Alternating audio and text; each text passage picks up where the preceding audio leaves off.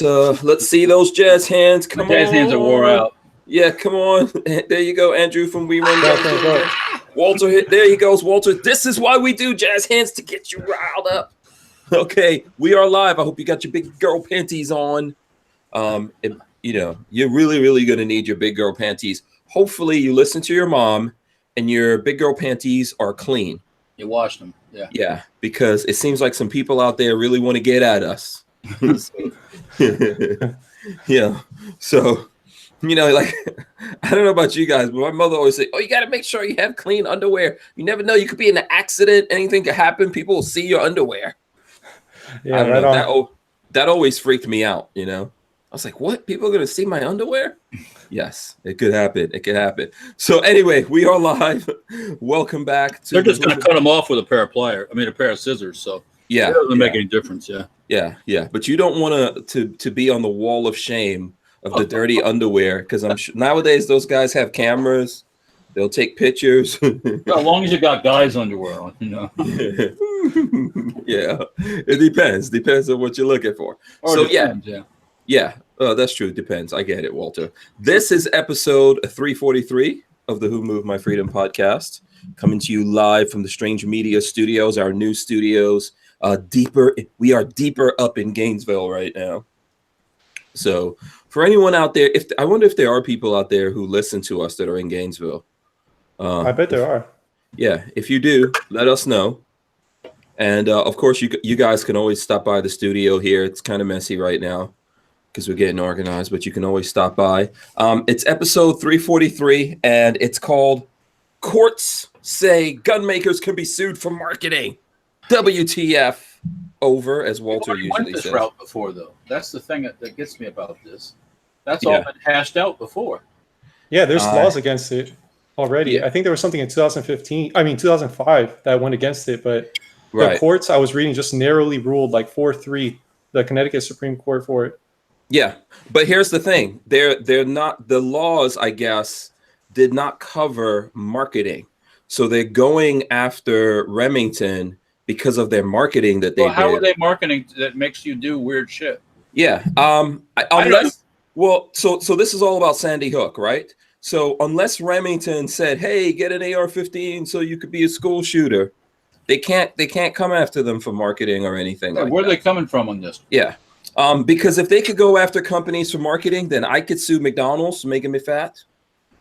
Right? Yeah, or we could get sued for doing reviews. I was thinking about that too. Yeah, all of that could happen. Yeah. Go ahead, Andrew. Yeah, I was reading about it today. Pretty crazy. The spin that they're putting on it is that the AR-15 is like super deadly, and they're promoting this deadly product into the hands of people that shouldn't even have it. And it kind of doesn't make sense how Remington would be responsible for that. So technically, I think it was the Bushmaster AR-15 that was used. Right. That the guy had. Which is owned by Remington. Okay. Mm-hmm. So the Remington Group filed for bankruptcy. Was that a couple of weeks? They've been filing for bankruptcy, but I know I was looking at something that they're about to lay off like 200 people. There's all kinds of stuff going on because they're getting geared up for what's coming at them. But yeah, this doesn't make any sense. Who else can we sue because of things we do? Did you all hear about that new presidential candidate? I think his name was like Andrew Yang. That he was actually saying that each gun company should be sued for like $1 million for every time someone gets hurt with their product or something like that. Yeah. I think Colion Noir had like posted it or something. Yeah, he's yesterday. A dumbass. Let's just put it that way. Yeah, pretty crazy. I think we can safely say that guy's a dumbass. Yeah, I had never heard of him until yesterday. So. Yeah, he's a dumbass. There's gonna be lots of dumbasses running for the White House, by the way. So we're gonna get into this. We'll talk about what's going on in Connecticut with the Connecticut court and what nonsense they're allowing.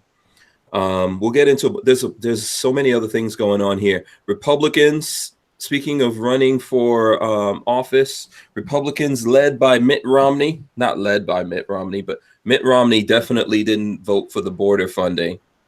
And then there's a whole bunch of Republicans in the Senate. So they voted it down, but not by enough that when they send it up to Trump that he can't veto it. So he's going to veto it. But this is the first time in history, I guess, that they've decided to not give a president the funding that he needs.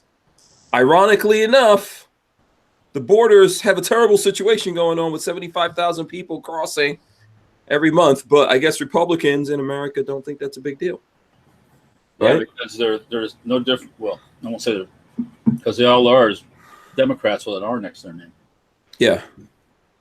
So, yeah, lots of craziness going on here that we're going to get through. I want to shout out everyone that's joining us.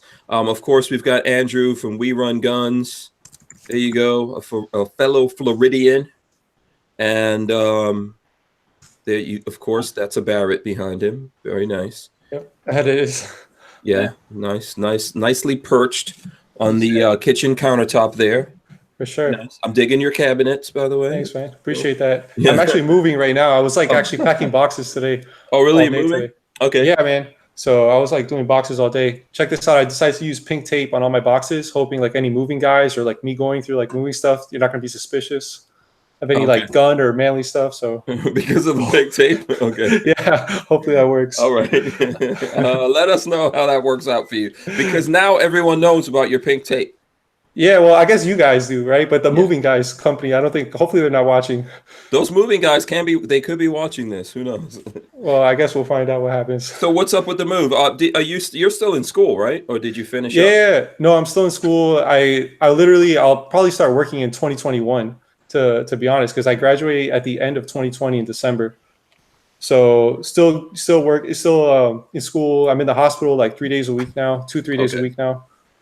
Yeah, I hope America is here in 2021, man. I don't know. Right now, it's kind of slim odds. I mean, that's kind of what I'm betting. So, well, it'll be nice if it's here in 2021, but who knows, man, the way things are looking. So we've got Andrew here from We Run Guns. We're going to be talking with him. Look at this. Look at that. Handsome hunk of man meat right there. Oh, me? Keller. Oh, yeah. geez. You're rocking the Gearhead words. Yeah, tonight I said give your hair works a little bit of love. Excusez-moi. Very nice. Did you just get that hat? No, I've had it for a while. Oh, cool. Very nice. Very nice. It's just one of the ones in the rotation I pull out every once in a while. Okay, cool. Walter's got some. Andrew's got guns. Walter's got guns. I don't really have any other than the guns I have on me. I didn't really bring anything in today because I had to switch out the Suburban that I was driving to get back my car. Back to ghetto.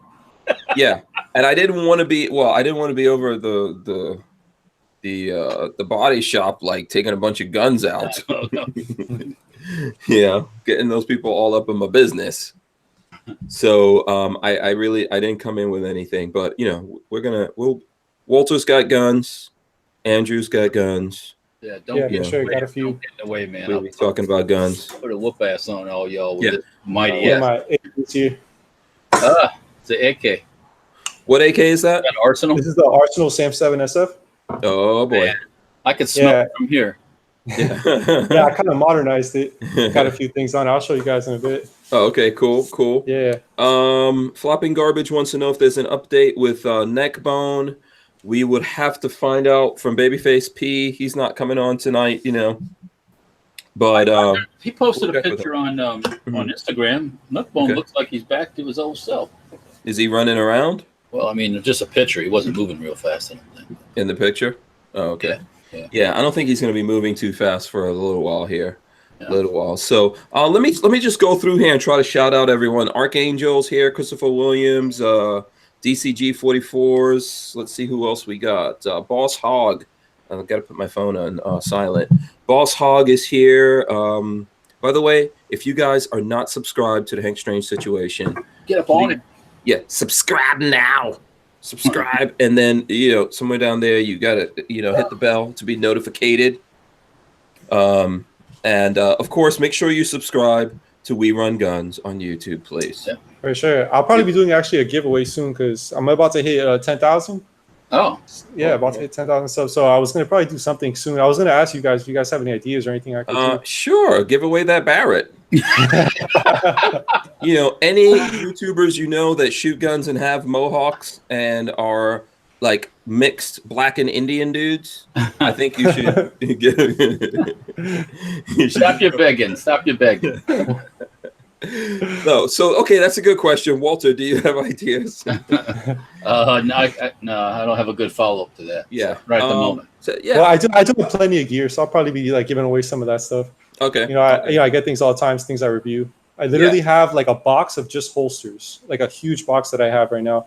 So, and obviously I don't use that many holsters, so Right. probably that's some always a good holsters, thing. flashlights. Yeah, give away a couple of holsters.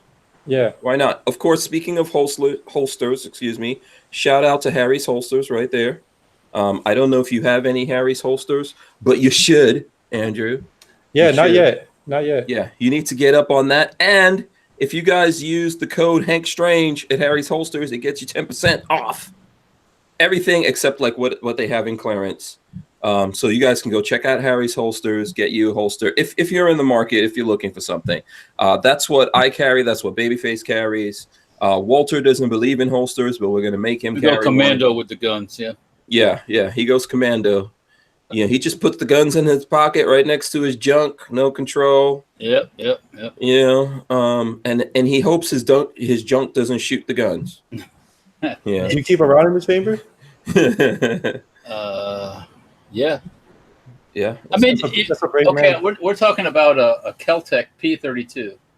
Well, that's a long trigger pull. You got to use a tow truck to pull the trigger. That's true. That's true. Can't argue that one. I mean, I ain't gonna carry no 3-pound trigger thing sitting in, like, no. No, not next to the junk where you put your big ham hocks in your pocket and kaboom. Yeah. Well, definitely gotta be careful with that. Yeah, we're gonna get Walter up on some holsters. Yeah, I'm slow, Yeah, but you're still figuring out what is it that you have now, Walter? Is it a P365 or a Shield? Is it a Shield, right? Oh, I do have one of those. Yeah. Yeah, we got to get you. A holster right for here. that Shield. Yeah. I don't know. Do you like it? Are you? I gotta shoot it some more. I mean, I've shot it, but I gotta shoot it more. Okay. It's small enough. I have to say that. I mean, Yeah. just have to. Yeah. But, We'll figure that out. We'll work on that. Let me continue with the shout outs here. Boss Hog, Gun Doctor TV. Shout out to him. Let's see who else we got. Flopping Garbage, Ridge Runner. Let's see who else we got in here. I guarantee you I'm missing people. Steve, Dave, Armament and Axes, Wolfwind Prepper. Wolfwind Prepper says freedom of speech, question mark. What is that? I don't think we're losing that. Imposter, Lewis 1911, Vanessa Kitty, Henry 42, Randy Peacock. Also out there, let's see. Jay Loafers is out there. Shout out to him. MC1SC, aka Mika, is here. The Juice is also here. Just checking. Let's see. The Pants, Mr. Nick. Let's see who else we get. Okay, Mr. Nick wants to know what's a decent polymer lower. 80% polymer lower. 80% polymer lower. Other than polymer 80. there's a couple of them out there, I think. Yeah. I've never had an experience with them, but Yeah, I've never been adventurous enough to build an 80. Okay. I know this polymer 80. They've been doing it for a while. There's several companies out there. I'm sure the folks here will hit you. No, that's 80%. 80%. yeah, 80%. 80%. Yeah. There's a bunch of them that are completed. I like the ones that have inserts. Walter just got one from a company that has that doesn't do the insert thing, right, Walt? Right, that's from FMK. FMK. Okay. Yeah, I gotta bring that out there with us when we go out there this weekend. Yeah. So let's see who else we've got going on here. Hill Climb Ohio is here as well. Dreamweaver Man. Let's see. Simpson Road Larry, Hillbilly, Nitro, Care Bear on the Holiday Road, CB, Drucifer also out there. Midnight Range TM. Let's see who else. Turbo 99 Miata. Where was Turbo 99 Miata yesterday when we were talking about cars? Turbo 99. Yeah. We're probably going to talk about cars again tonight. Okay, Walter, I know you're into cars. Andrew, are you into cars? I drive a Honda Civic, man, but I put most of my money into guns, to be honest. Listen, first of all, there's nothing wrong with a Honda Civic, okay? I'm proud of my Civic, man. Yeah, I had a 1992 Honda Civic. What kind of Civic do you have? It's a 2012. 2012. Look at you in the highfalutin technology. For sure, for sure. I just missed the Bluetooth by 1 year. Yeah. I don't think a 92, the one I had, the 92 Honda Civic, didn't have anything. The technology in there was the radio. Cassette player. But those babies run, man. You still see like older Civics. I think they're like some of the cars that last the longest on the road. So you'll see. Mm-hmm. Yeah, they're cheap. They're relatively easy to fix and all that kind of stuff. I actually had the what is it called, the matte black paint job that you can do at Mako. Yeah. You know how Mako does that thing like $99 to do paint job. So I had them do the matte black. Okay. Nice, man. Yeah, and it was cool. I put some rims on there. That was in my rims period. You know, when you didn't have it dunked out, did you? No. It was tinted. It was matte black. Put some rims on it. I think I upgraded the stereo. You can't do that much. I did not change the muffler or anything like that, because that drives me crazy when I see. And I hope you didn't do this, Andrew. There's dudes rocking Civics, and then they put these real loud ass mufflers on there. Yeah. That makes you think it's all sporty now and fast. Yeah, no, not a fan of that. Yeah, so, but Civics are good cars. Civics. Yeah, it's just getting my bearing is actually a pain in the ass, to be honest. Like, because I literally have to like put the seats down in the front, and just to fit it in there, I had to like put it like sideways. It's I'm not sorry, ideal. the Civic was not meant for a Barrett, Andrew. Yeah, I learned that. I mean, the Barrett costs more than the Civic. It literally costs like double. So, look, get you a nice Hummer, okay? Get a nice Hummer, or you can even go like Walter's route and get you a nice Humvee, right, Walt? You can get it like a used Humvee and military one, but yeah, they're not. Yeah, there's plenty of room for a Barrett in there, but yeah, I don't know if you're going to be able to park that when you go to work. Maybe not. They're not for everyone. I'll just put it that way. Yeah, and gas money. You better make sure. You're prepared for gas money.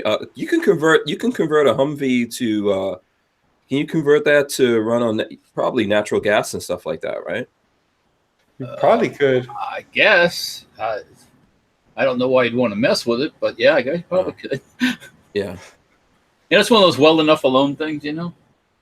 Okay. Yeah. Those words don't. I know you don't understand that, do you? Of leaving well enough alone. No comprende, huh? No. No. Yeah. It does not compute in my brain. Yeah. No idea how to do it, but let's make it natural gas. Just get a kit. It's just a kit. Yeah, just a kit. Yeah. Just slap it in there. It should be plug and play.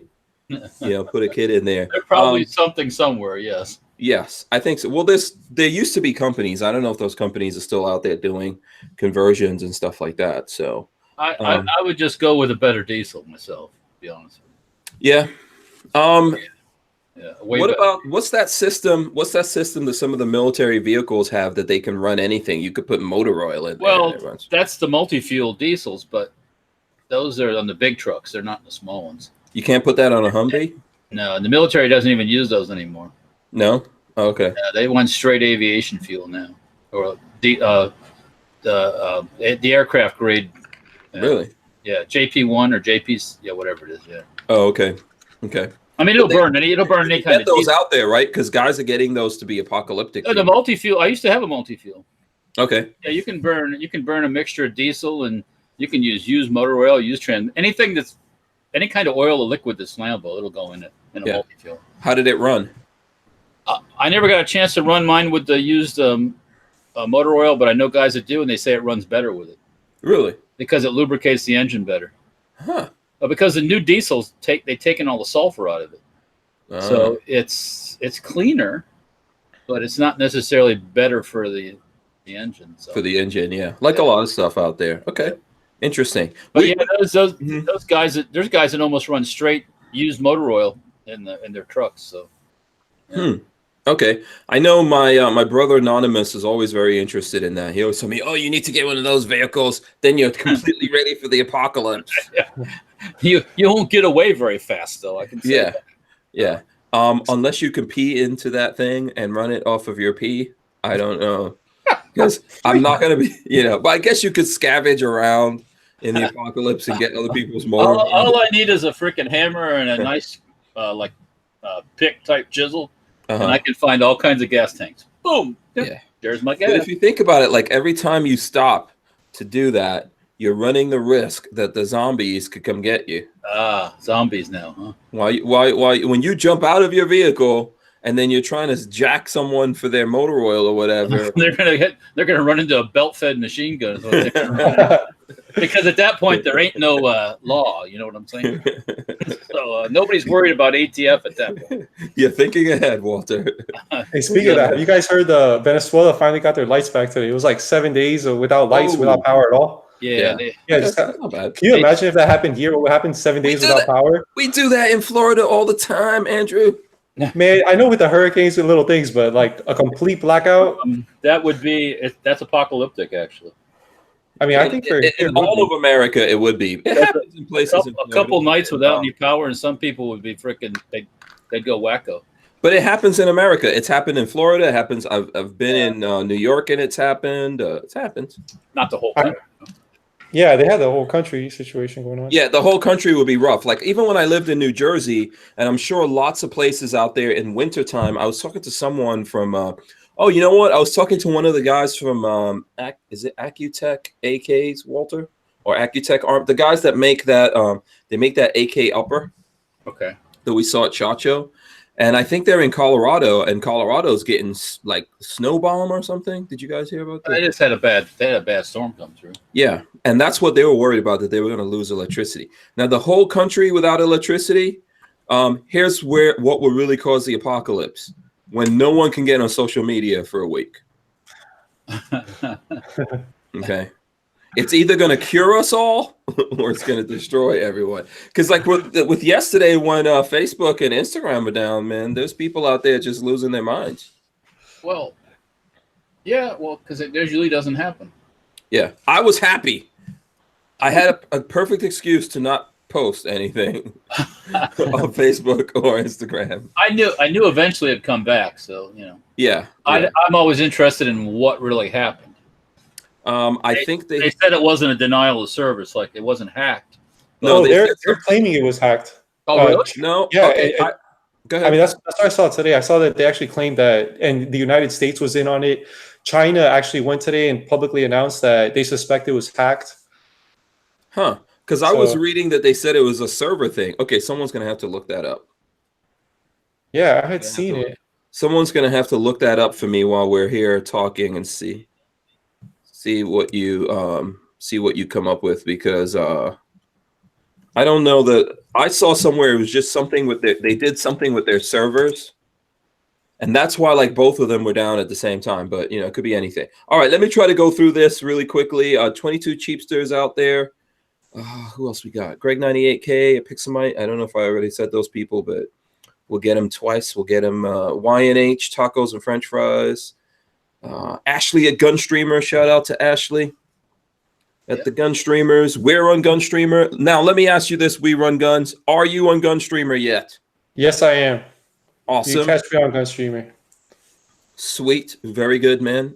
And you've got it set up so they automatically pull your stuff over? Yep, it's a really good process. I don't know why more YouTubers don't use it. Yeah. Well, from what I hear, there are lots there's lots more people coming on board with Gunstreamer, so that's a good thing. Yeah, I mean they should. There's no reason not to. They the thing out they picked up Browning. Did they? Yeah. They picked up Browning? Yeah. Oh, I think I saw an email about that. Yeah. Okay. I think someone check this for me. Ashley could tell us, but I thought that Forgotten Weapons went over there. Ashley, if you're out there and you can hear my beautiful voice, how you doing? First of all, what's up, Ashley?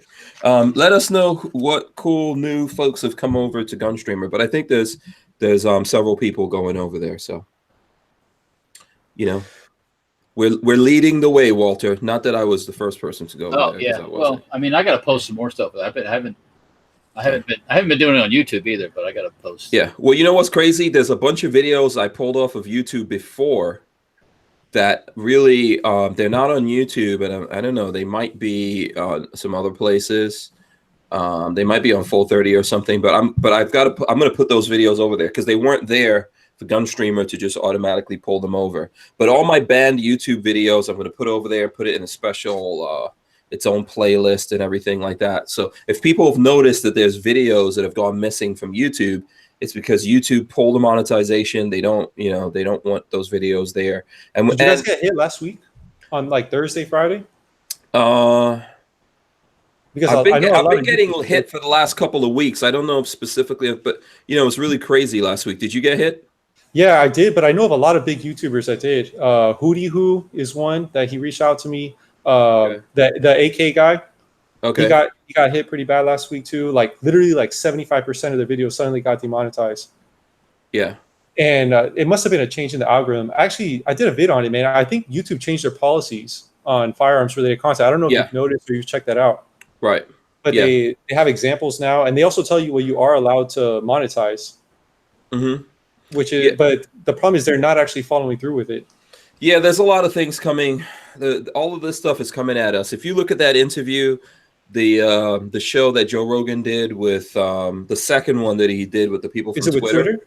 Yeah, with Jack. Yeah, I saw it.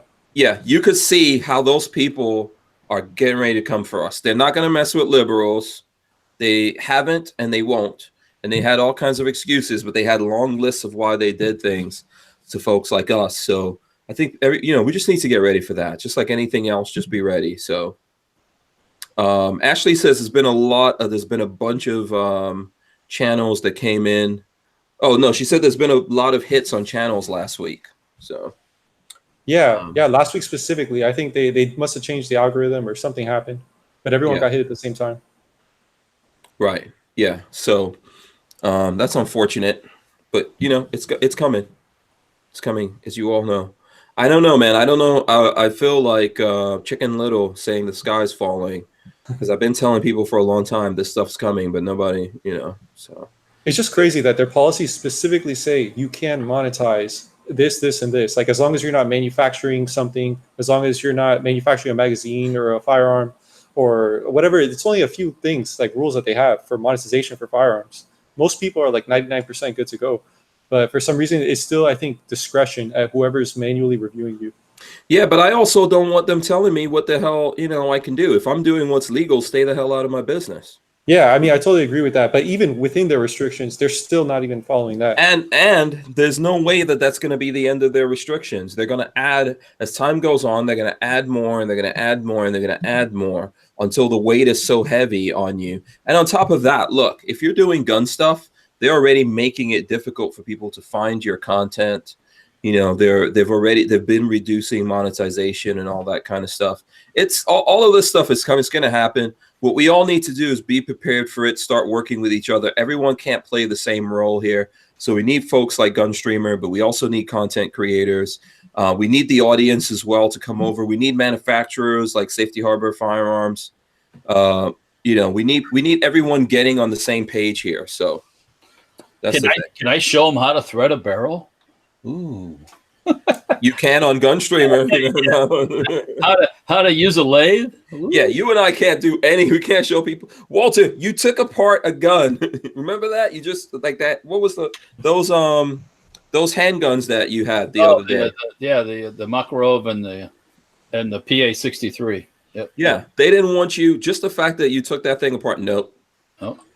Can't show people how to take it apart. Yeah. So Screaming Skull Saloon says, join the gun owners of America today. Absolutely. Hell yeah. Gun owners and other people are out there. I'm a life member. Things. Oh, cool. Okay. Awesome. Yeah. Awesome. So let's see here. Let's get into this. What do we want to talk about? What do you guys want to talk about? The small barrel? Yeah. So what's going on here? Well, no, I took a regular Sten barrel and I cut it off and I threaded the end of it on the lathe. For those who don't know how a Sten barrel works, it sits in this trunnion right there, and then you just put the. Am I showing them how to do gun stuff now? We're gonna get banned. Hear that ratchet? Oh, I love that ratchet. Oh yeah, you're actually not supposed to drag it over. You're supposed to pull it up and then at the very end tighten up on it. But okay. But yeah, now inside there we got that short and little cut off barrel, because we got this nice can from Liberty Suppressors. Oh boy. Nice. One of the Centurion 9mm. Oh boy. And I did this modification just so I could put that nice little can on there. Oh, that's awesome. There. So for this weekend, Saturday, be more specific, or specific, I should say. We'll say specific. I have a hard time with some of those words. Yeah, I believe it's specific. Yeah, we're gonna go out and bust some. We're gonna bust some caps. Yeah, that's cool, man. Clean. Yeah. Now you should have painted that the same green as everything else. I think. Yeah. No. No. No. No. You got to break it up, man. That way they know it's a can. If you got it on the end, all right? Yeah. If I painted it green, it just looked like the rest of the burl. Yeah. Understood. Understood. It looks good though. It looks good. Yeah. So that's a machine gun, right? Oh yeah, that's a post sample. Yeah. All right. So we're gonna make some nice bang bangs over there. For anyone who's interested, we're not having like a public event. We're doing a private event with Liberty Suppressors on Saturday. We're gonna make some videos and things like that. So we're in the future sometime I'm gonna set up something where we can do some we need to have a gathering where we just gather and shoot guns and maybe cook some eat some pulled pork. No, negative on that. But yes, we all right, have you some guys can eat what you want. Yeah, you can eat pulled whatever you want. Yeah. But yeah, we'll do that. Huh? Go ahead, man. No, what are you gonna say? I wanted to ask you guys, like, one thing I've been thinking about lately is like how to, I guess, keep firearms from getting rusted over long periods of time, how to kind of take care of them for like long-term use or like long-term storage. Do you guys have any recommendations, or what do you guys like to do for that? Because recently I saw something from Iraq Veteran 88, and basically they were recommending this LPS3. Yeah. I don't know if you guys ever heard of it or used it before. No. I've used it. It's just another type of a lubricant, spray lubricant, rust inhibitor. It's good. Yeah. I mean, I sprayed it literally on my whole collection. Yeah, I guess it all depends on where you store them and how often do you touch them. I don't even have too much problems with rust. Only when I forget to clean something, like I shot corrosive ammo in it or something. But yeah, I think it has a lot to do with where you're storing it. Now, I think that Eric and Chad know a lot about guns and all that kind of stuff. So I think we could probably say their advice is good advice, although I don't know anything about that. I think where you're storing things is very important. Yeah. If you're storing it in your house is air conditioned, stuff like that, you're usually good. Or even in your safe, because it's closed a lot, it might not be as moisture free as the rest of the house, but there's always things you could put in your safe and get rid of the moisture. That's mostly what's going to cause the rusting, right? Yeah. That, and and like I said, if you're a ruster, if you touch things and you make it rust, you definitely want to make sure you put some oil on it or something. I don't have that problem because I think I sweat rust. I mean, I sweat oil, but from all that, both of the above, all of the above. Well, no, I don't sweat rust. No. Sure. Okay. Sweat rust. That'd be weird. Yeah. But yeah. It's hard to. I think storage is a big thing because some people. I've seen guns that have been stored in all these gun socks and all this stuff, and they rust inside there because the gun socks retain the moisture. Yeah, right. I've seen that, or like foam, like certain types of like foam. Yeah. You'll keep your gun like in one of those boxes that it came with the foam. Yeah. Or some people getting rusted. Or sometimes in a holster, like leather holsters, have a tendency to cause guns to rust too. Oh, really? I didn't know from the treatment of from the leather treatment. Over a long period of time. So that's just something to keep in mind, And as far as shooting your guns often helps keeping them. Touching them and using them. Yeah, that's help. Yeah. Shoot them up. Get lots of carbon all over them. The carbon is built into protection. Vanessa Kitty says the buckets of desiccant are good. Like you can get it like at Home Depot or Lowe's. I've got one of those in one of my safes. I need to get a fresh one. Eventually, it absorbs the moisture, and you can see it's like I guess you'd call it water inside of it, and you throw it out and get another one. So, that's pretty cool. Yeah. Or there's some that's like a bunch of beads, and you put in this little box that you could plug into the wall, and then it heats it up and gets rid of the moisture, and then the beads absorb the moisture, and they change color. And so when they change color, you plug them in again, and it heats it up and gets rid of the moisture. There's a whole bunch of different things that that you could do out there. Richard Hughes says the PS3 is a favorite of aviation mechanics. He also says don't store your guns in Florida. Some of us don't have that choice. Yeah. Yeah, I think the main thing is if like I said, if you have air conditioner in your house, which most people do in Florida, and they keep it on, that keeps most of the humidity out. Yeah, that's a big factor. Yeah, but do whatever you feel that you need to do. If you keep the guns clean and oiled and stuff like that, generally they should be fine. I mean, I've seen some of the guns that I have do have a little bit of something going on or whatever. Then you can deal with those specific things. Yeah. As long as you stay on top of it, it's not going to be the end of the world. It's going to take a lot of rust to, and then a lot of modern guns are just better treated and all that kind of stuff from the factories, right, Walt? Yeah, well, you got a lot of guns are painted now, like that Arsenal you pulled out. That's probably a paint on it. Parkerizing is simple. Just oil it down. It likes oil. So I mean, any parkerized gun, when I get done shooting, I just take that stuff like you had or WD-40 or whatever, and just hose it down and set it someplace and let it, or wipe off the excess, and it's good to go. So yeah. Tyven I'm sorry. Go ahead. No, I was just going to say, I got a rifle recently from my dad that we had it like in an attic for the longest time in like North Carolina, and just brought it down, a couple months ago, and it has all kinds of rust on it. Oh, yeah. So I've been trying to like figure that out. Yeah, the attic is not a good place. No, because there's no air conditioning up there. I mean, it was still like in a case, but it didn't help too much. Yeah, but the moisture, the heat and everything in the house is going to rise up. So if you have an attic, there's no air conditioning working up there. And then everything's going to rise up and live up there in the attic. It's hot, cold, hot, cold, hot. Yeah. Yeah. So, you can take, depending on how rusty it is. I'm trying to think what takes.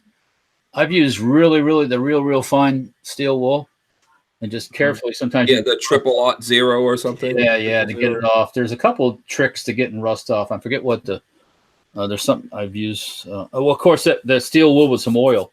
And just work a little bit. Pants says he's in the Ballistol camp. Yeah, a lot of people don't like Ballistol because they don't like the smell of it. Okay. It's when I pull it out, you want to have your window open or do it outside. My wife doesn't like the smell of it. Chris at the shop, he doesn't like the smell of it. No, you could tell it gives them headaches, right? I don't think it gives them headaches. They just don't like the smell of it. It's like it doesn't bother me. And for those who don't know, the Ballistol, or however you want to pronounce it, is German, and I think the Germans came up with it. Yeah, it's based, I think, on like pine oils and stuff like that. And I think it came up with it either before or during World War I. They used it in World War II, but it's like the WD-40, the Germans.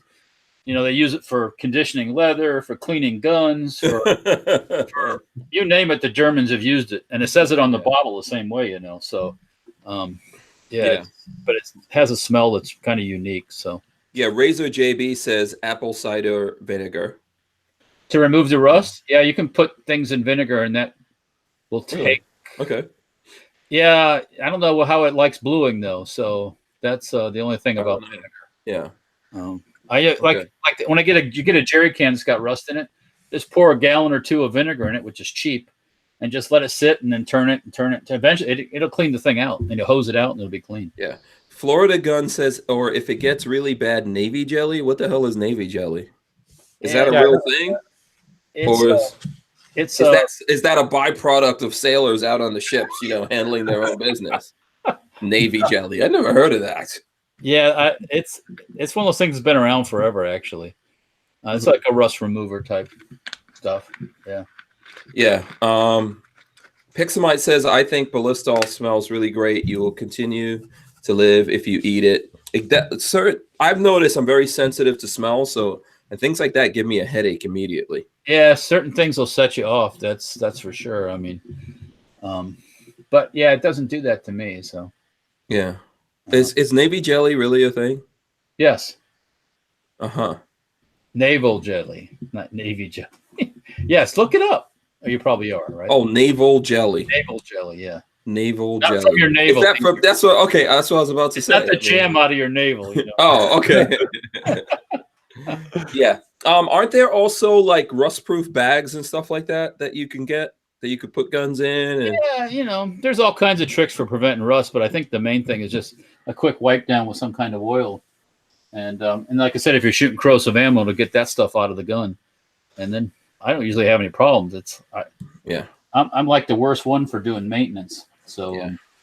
Kenny Van Cleve says he hates candle shopping with his wife. You know why? oh, it stinks in those damn places. Oh Because my God. you're sensitive to those freaking like smells. I don't like any. When you put every scent in the world in one and 1,000. Holy crap! Yeah. You walk in, it's like, oh, Just shoot me. like, damn, get me out of this place. You know, Yeah, I'm very sensitive. Like I noticed that there's even certain perfumes and stuff like that I don't like. yeah. And it's not because they smell bad to me, but to me, my sense of smells, if you notice, like I have a big, I've got a big smeller. So I guess my nose is more sensitive, but I know I go through that with Lola. She got some kind of perfume that's really expensive and everybody loves it. I hate it. It makes me sneeze, gives me a headache. I could tell every single time. So she trusts, but I was like, you know what? I'm going to find that thing and pour it down the drain.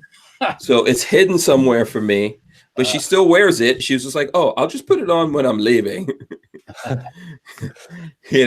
I don't know, man. I'm very sensitive to those kind of things. So Well, Big Dick Willie's in the house. Big Dick Willie. Shout out to Big Dick Willie. Yep. So Tyven Show is saying spray it down with penetrating oil and put an open bag of cat litter in the safe. Open bag? Okay. Oh, I guess absorb moisture. Yeah. Yeah, but he's saying spray it with penetrating oil first. Just oil of some sort. Yeah, I don't know. Oh, okay. Penetration oil. Oh boy. Yeah. Okay, so there we go. That was a how to keep your guns from rusting. Yeah, good point there, Andrew. Good point. Okay. All right, cool. All right. So let's see. Let's get to some of the new stuff here, man. Let's do it. So this stupid where is this thing from? Where is this thing from Connecticut? Here we go. So let me see. I'm going to put this up here for people who don't have it. I'll just share it with the folks out there. So let's get to the stuff that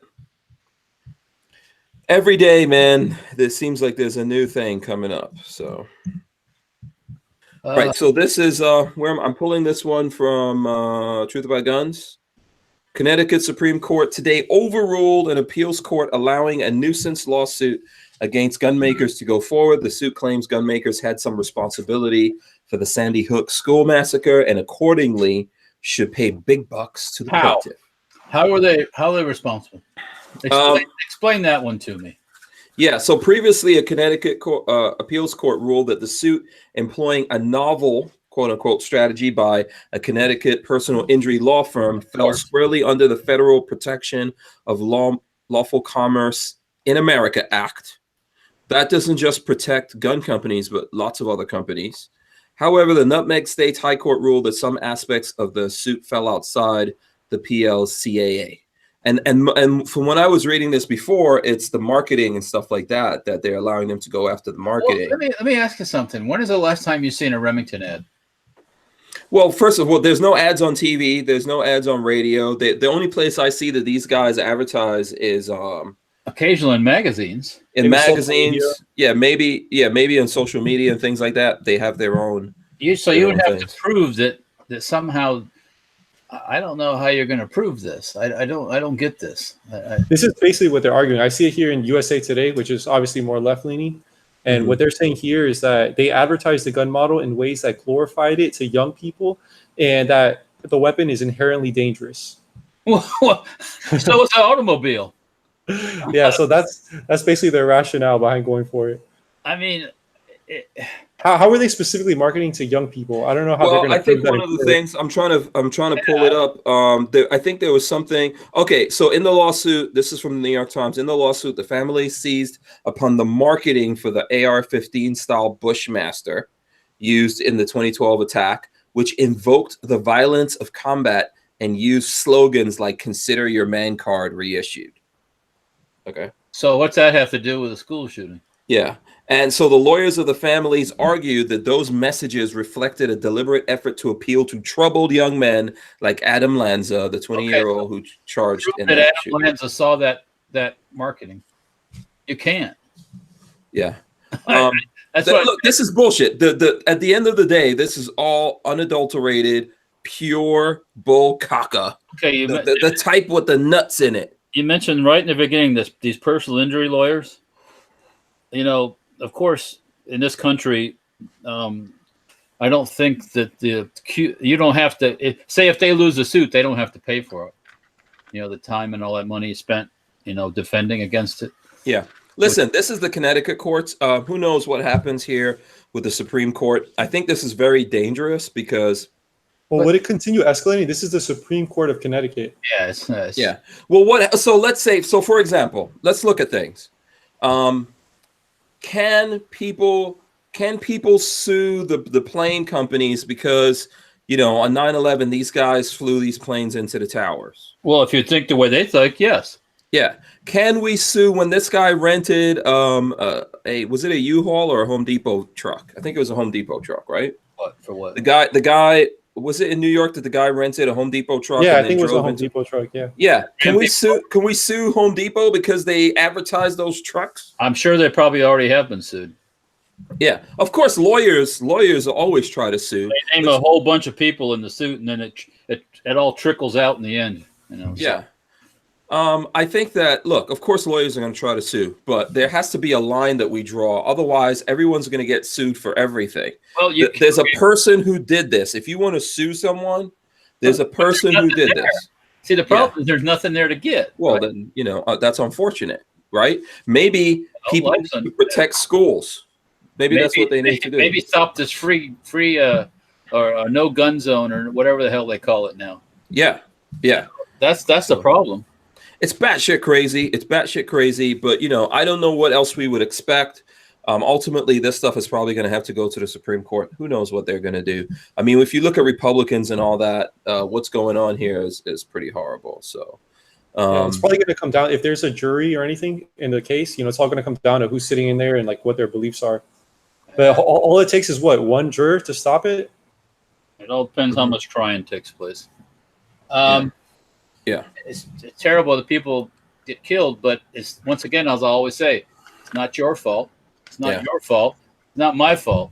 I didn't do it. So why we? Well, I mean, yeah. There's so many examples. You know what? How about the city of Chicago suing what's the name of this show that Jussie Smollett is on? Oh, Empire. Yeah, how about them suing Empire?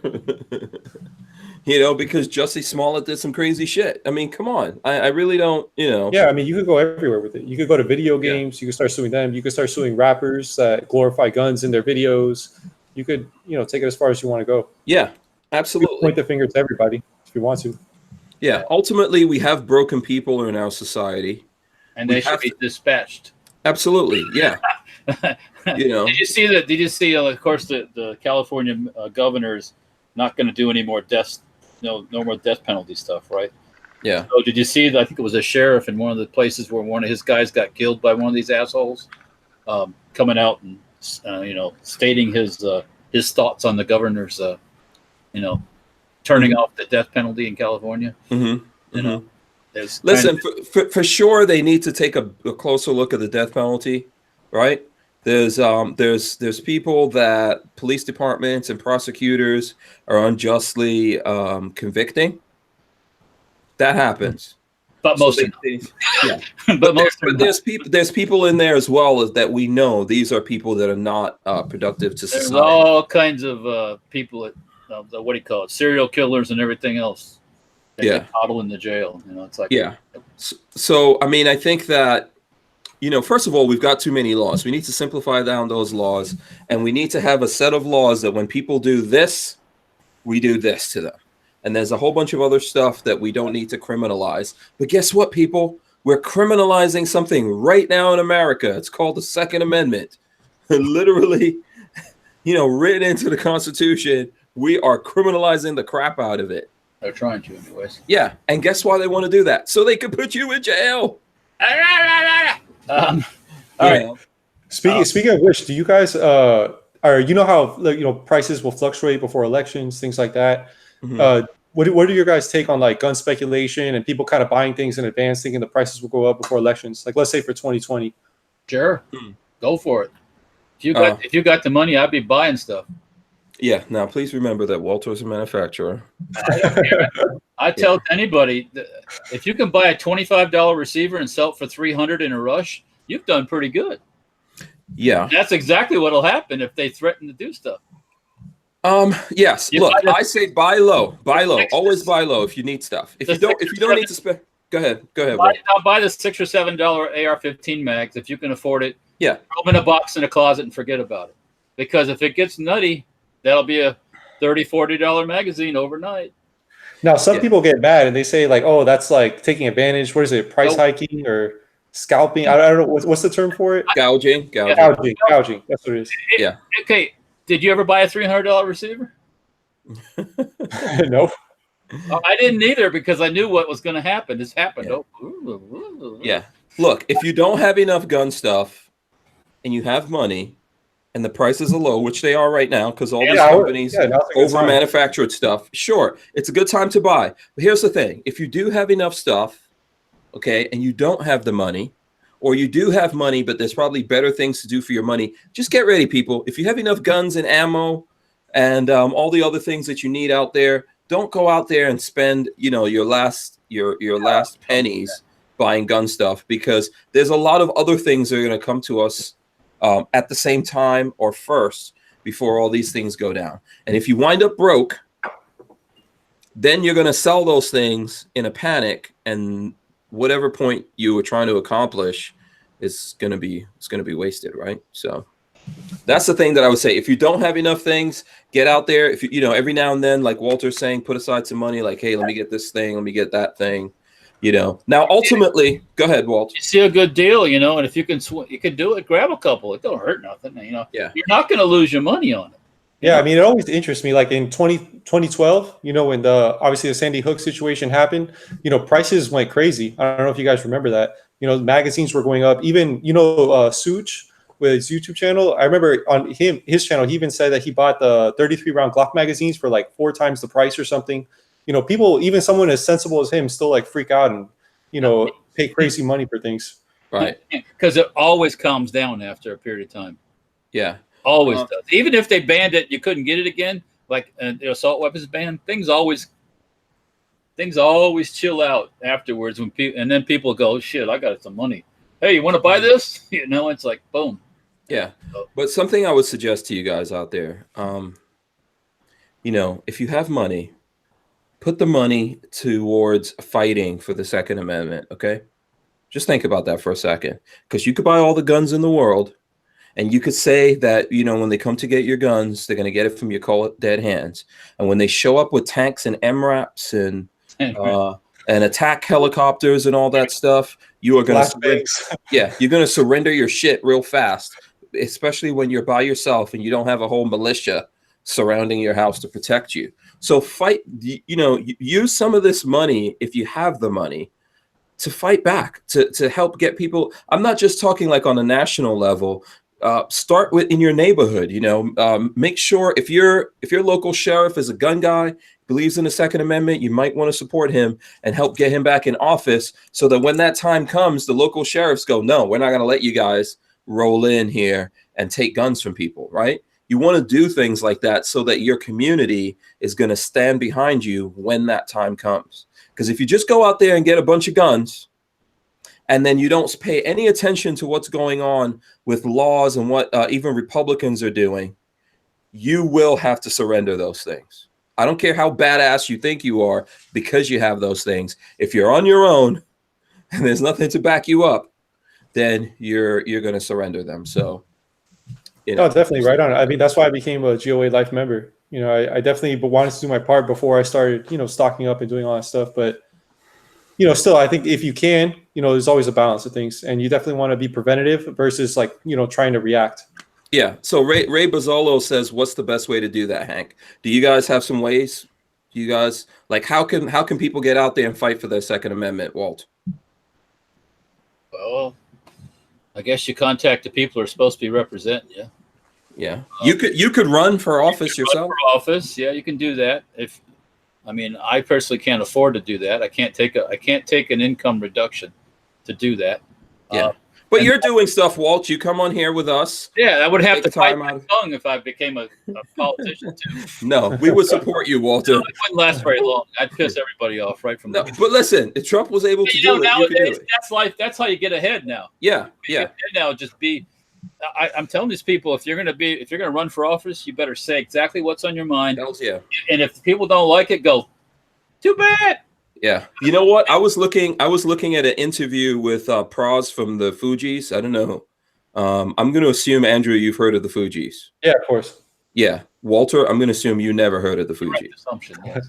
Yes. So the Fugees was a very big rap group, most of which there's 3 members, Lauryn Hill, which you probably heard of, but Praz and Wyclef. Wyclef was born in Haiti. Praz was born in America, but they're Haitian. But they're a pretty big group. They put out an album, I think, that went like 3 or 4 times diamond. I don't know if you understand what that means, Walter. Triple platinum? No, diamond is above platinum. Okay, that must be in the rap world. Yeah. Yeah. So no, that's in the music world. Yeah. But so here's the thing. So Praz, who Praz, I think went to Yale, all that kind of stuff, right? So Praz actually supported and raised money for Obama when Obama got elected. Ooh. And last time around, he was supporting Hillary. Ooh. And he was raising money for Hillary, but he said he didn't raise that much money. Imagine that. So he was talking about why that happened and why Trump won. And he said that no one wanted to support her. And it was very tough for him to get people on their side. So why was he? Yeah. What is so spectacular about Hillary Clinton? Yeah, and here's a guy to a young guy. What is? I agree with you. And here's the thing. He said that the thing with Trump is that Trump, and this is relative to what we're saying, even though he doesn't like Trump, he realized that Trump was saying what was on his mind. And gave 0 fucks about the media. What do you think about it? Yeah, and other people. And that was the thing. That was the thing. Yes. People are tired of hearing this political garbage where every 5 minutes you're apologizing for something you said. Oh, I didn't mean that. What do you It came out of your mouth. What do you mean you didn't mean it?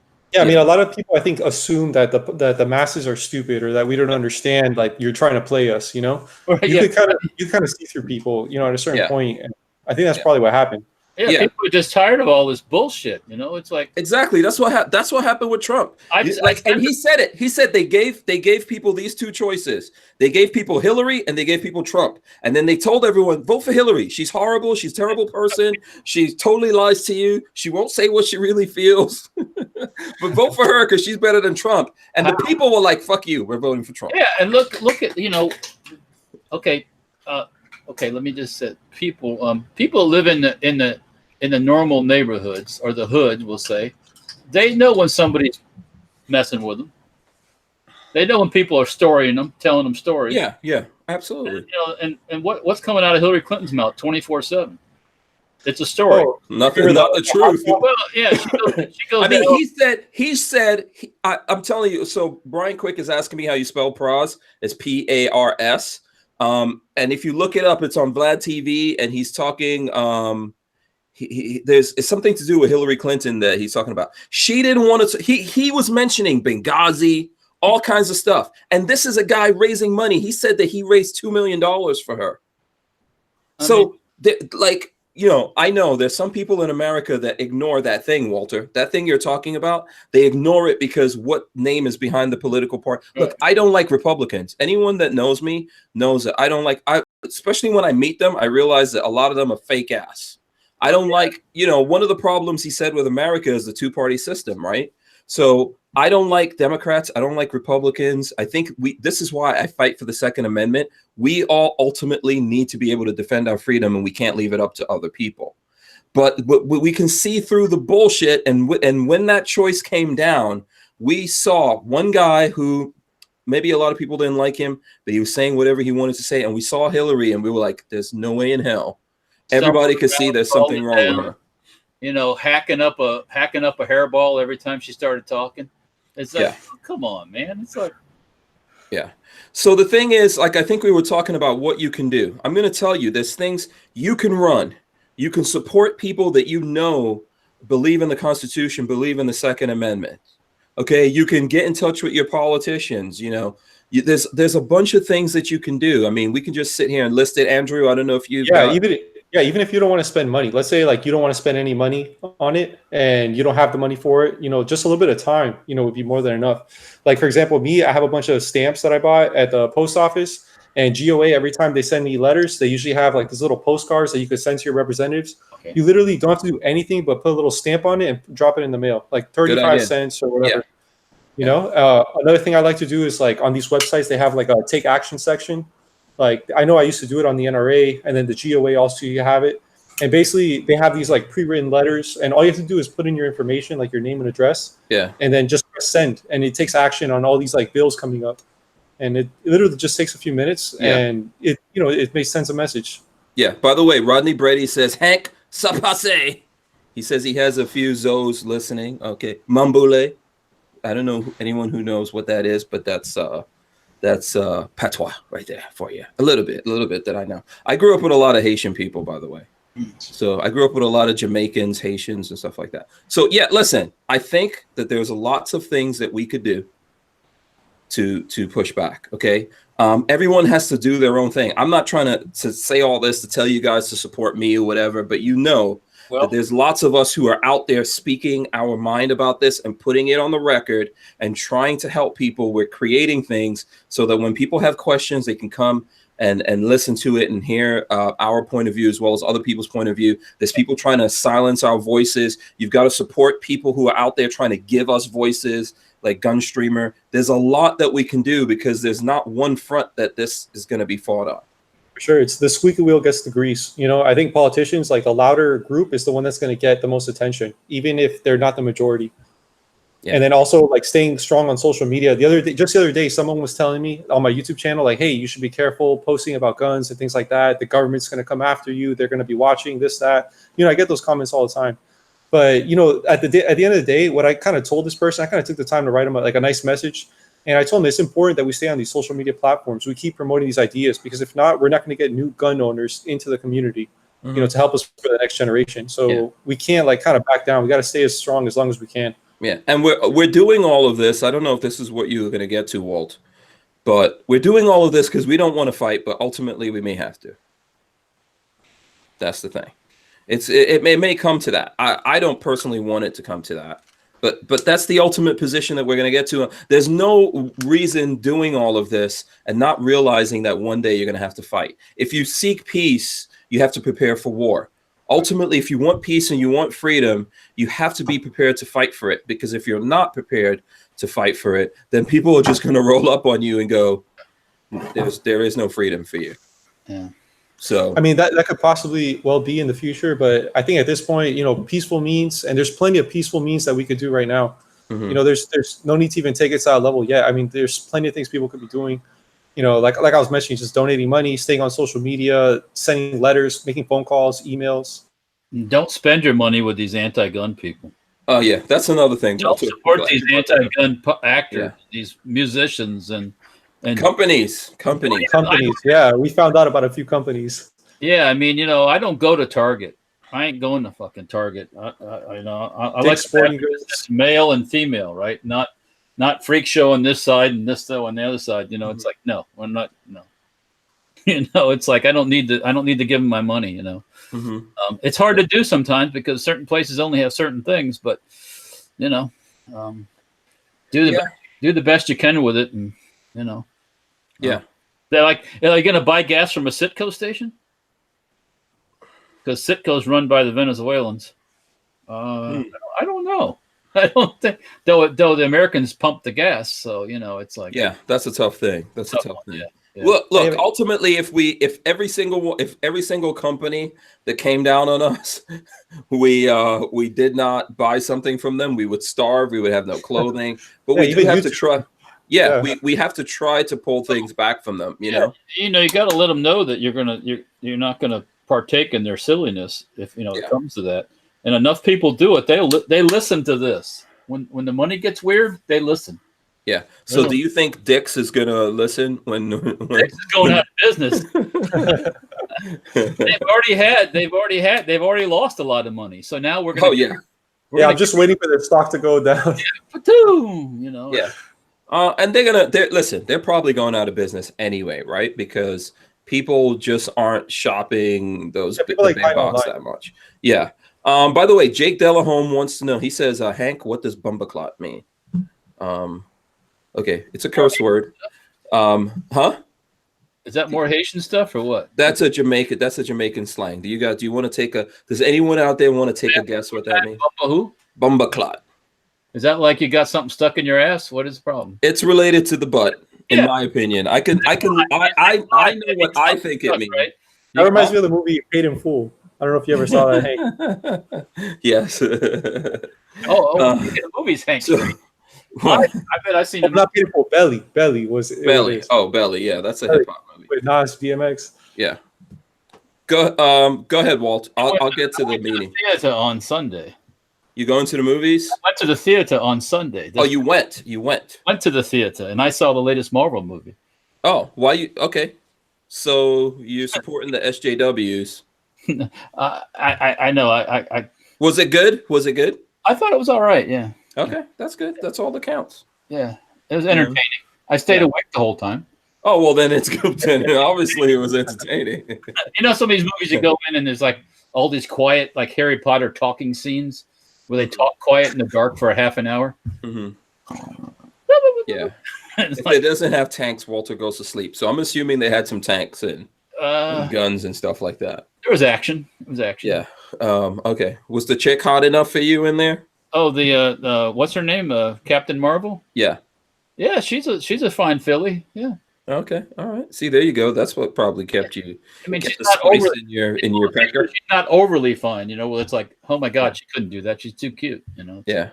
As long as they're not bony ass, you know. I'm allergic to bony ass. They didn't. So. There wasn't too many ass shots, and it was more frontal with her costume on and da da da. Yeah. Yeah, but I don't mean that like literally. I mean, you know, just boniness. There's too much boniness. Like concentration camp skinny. Yeah, they're not voluptuous enough. I was looking at Aquaman because I look at movies when they come out, you know, on video. And I was looking at Aquaman and the chick in Aquaman, Mira or something like that. Yeah. That's the chick that divorced Johnny Depp and took a whole bunch of his money when she's not even into dudes. I don't know why he even got married. Stupid. But anyway, yeah, there's a definite lack of aceticity going on there. So the girls got to have a little meat on their bones, a little. Yeah, because when you read the comic, if you notice, you look at comic books, everybody's banging up in those comic books, man. Like Chapow, yeah, Spacow. You got to come down to Miami.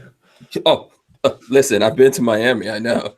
I understand the attitudinous that's walking around Miami, my friend. Absolutely. What is it? South Beach. Oh yeah, come down, visit South Beach. Yeah, I've been down in Miami. Calle Ocho. Yeah, Ocho, weird stuff too. I like Calle Ocho. It's cool. That's where I usually find the food. Okay, so should we hit this bumper clot thing real quick? So my understanding, Jamaicans have a lot of clots. They have blood clot, bumper clot, Ross clot, ass clots. Yeah. So a lot of it has to do with the lower pelvic regions. Mm-hmm. So like to me, you know, that's what it is. Like bumper clot is the lower areas. So if you look it up, it's a Jamaican slang equivalent to douchebag or MFer, often used as an interjection to express disgust or dismay. Like, move your bumper clot, that kind of thing like that. So there you go. Scamp 900, you're very correct in your comment, but it was a family event. I went with the significant other and the son. What did Scamp 900 say? That I'm doing exactly what I said I shouldn't do. Yeah, Walter just said not to support anti-gun celebrities, then goes and supports the biggest SJW movie of all. Well, I mean, because you know the family, you got to go out with your family. Yeah, you can't be an old curmudgeon. I think about all that stuff too, so it's like, but you know, at least I can talk with you about it then. But you know, here's the thing: if we don't participate in something, we're just going to be more miserable, man. Oh no, that's why I don't think about the whole gun thing all day long, because it'll drive you fucking nuts. Yeah. So I got to do other things besides that. Yeah. So we can't. That's what I mean. We did. Walter just did say that, but then we also said, I know I did. You can't boycott everything. Yeah, it's hard to, if you say I'm not going to do that. What? Yeah. And how are you not going to go to the movies with you? I know your son, and I know it probably can't even go to the movie theater if you know how the theater company's policies are. Yeah, and I know how they are, and I violated lots of them, by the way, when I went. So. But here's what I'm not going. I'm just saying this. I'm not going to a movie theater without my gun in my pocket. Sorry. Yeah, because it's a prime target. You shouldn't. Yeah. But here's the thing, though. For example, I know that your son Spencer is into all of you guys are into movies and stuff like that. We all are. We're all into movies. We're into Marvel, all that kind of stuff. DC. We like all these things. Yes, these people are SJWs and they're against us, but you got to spend some time with the family, right? These are like for me, I don't really care about going to the movies that much, but I will go if Lola and the boys want to go. Like my kids are in school now, and if they often. Yeah, so you got to do. You have to do something. Normally, I'm doing something else besides going to the theater. So yeah, I mean, you can't always go to the strip club. It's not family friendly necessarily, depending on which one you go to. Some of them are family friendly. They like couples, Not, yeah. There's some strip clubs that have like a daycare. You can leave the babies over there. No, I'm just making it up. If any strip club does that, I want my residuals. Yeah. Hey, Walter, I was going to ask you, man. I was looking at your website. I didn't realize that you had like a pistol brace on your 50s. What's the deal with that? I saw something about the ATF you had posted on your website. Oh, okay. Well, we got a letter last July, the end of July, saying that the uppers could be a firearm. Yeah. So we are waiting right now. I actually went to DC the end of October, and with the lawyers, and we met with them. And we discussed it, and then I submitted an upper for a determination. And of course, the government went on holiday for 6 weeks. But anyways, we're waiting on that determination. Supposed to be any day now, I guess. So I don't know how it's going to come out in the end. But now, when you're talking about the brace, I made some uppers with 12-inch barrels, right? 50 caliber ones. So it could be an SBR. Or if you put it on with a pistol brace, it's a pistol, right? Yeah. I'm not selling them that way. When we were selling them, I wasn't selling them with the whole setup as a brace. I was just selling the person the upper, and they can figure out how they want to configure it. Oh, that makes sense. Yeah, because I don't want to. But people were screaming about that. Oh, you're going to get 50 caliber banned because you're selling this and that, and it's like, oh well, I don't think so. But so anyways, we stopped selling the uppers when we got that letter, because I didn't want to be accused of selling firearms that were not, I guess, legal or marked properly or whatever. So we're supposed to be hearing something shortly from ATF. The lawyer contacted them on Monday again to find out what the holdup is. Because it's been like one of these, okay, 1 week, and then it was like, oh, no, a couple more weeks. And since then, it's been a month. So, or over a month. So, in the meantime, we stopped making them all together and everything. So, I mean, I still have all the parts to do it. And depending on what this determination comes back with, hopefully that it's not considered a firearm. They wanted me to serial number the upper, and then you'd have a serial numbered lower. So yeah, it doesn't make sense. You have two different serial numbers. Yeah, we told them that too. That was all brought up in the meeting we had. Adam Kraut and Justin, Joshua Prince are my lawyers. Adam Kraut. Oh, that's cool. Adam, yeah, I know Adam Kraut. Yeah,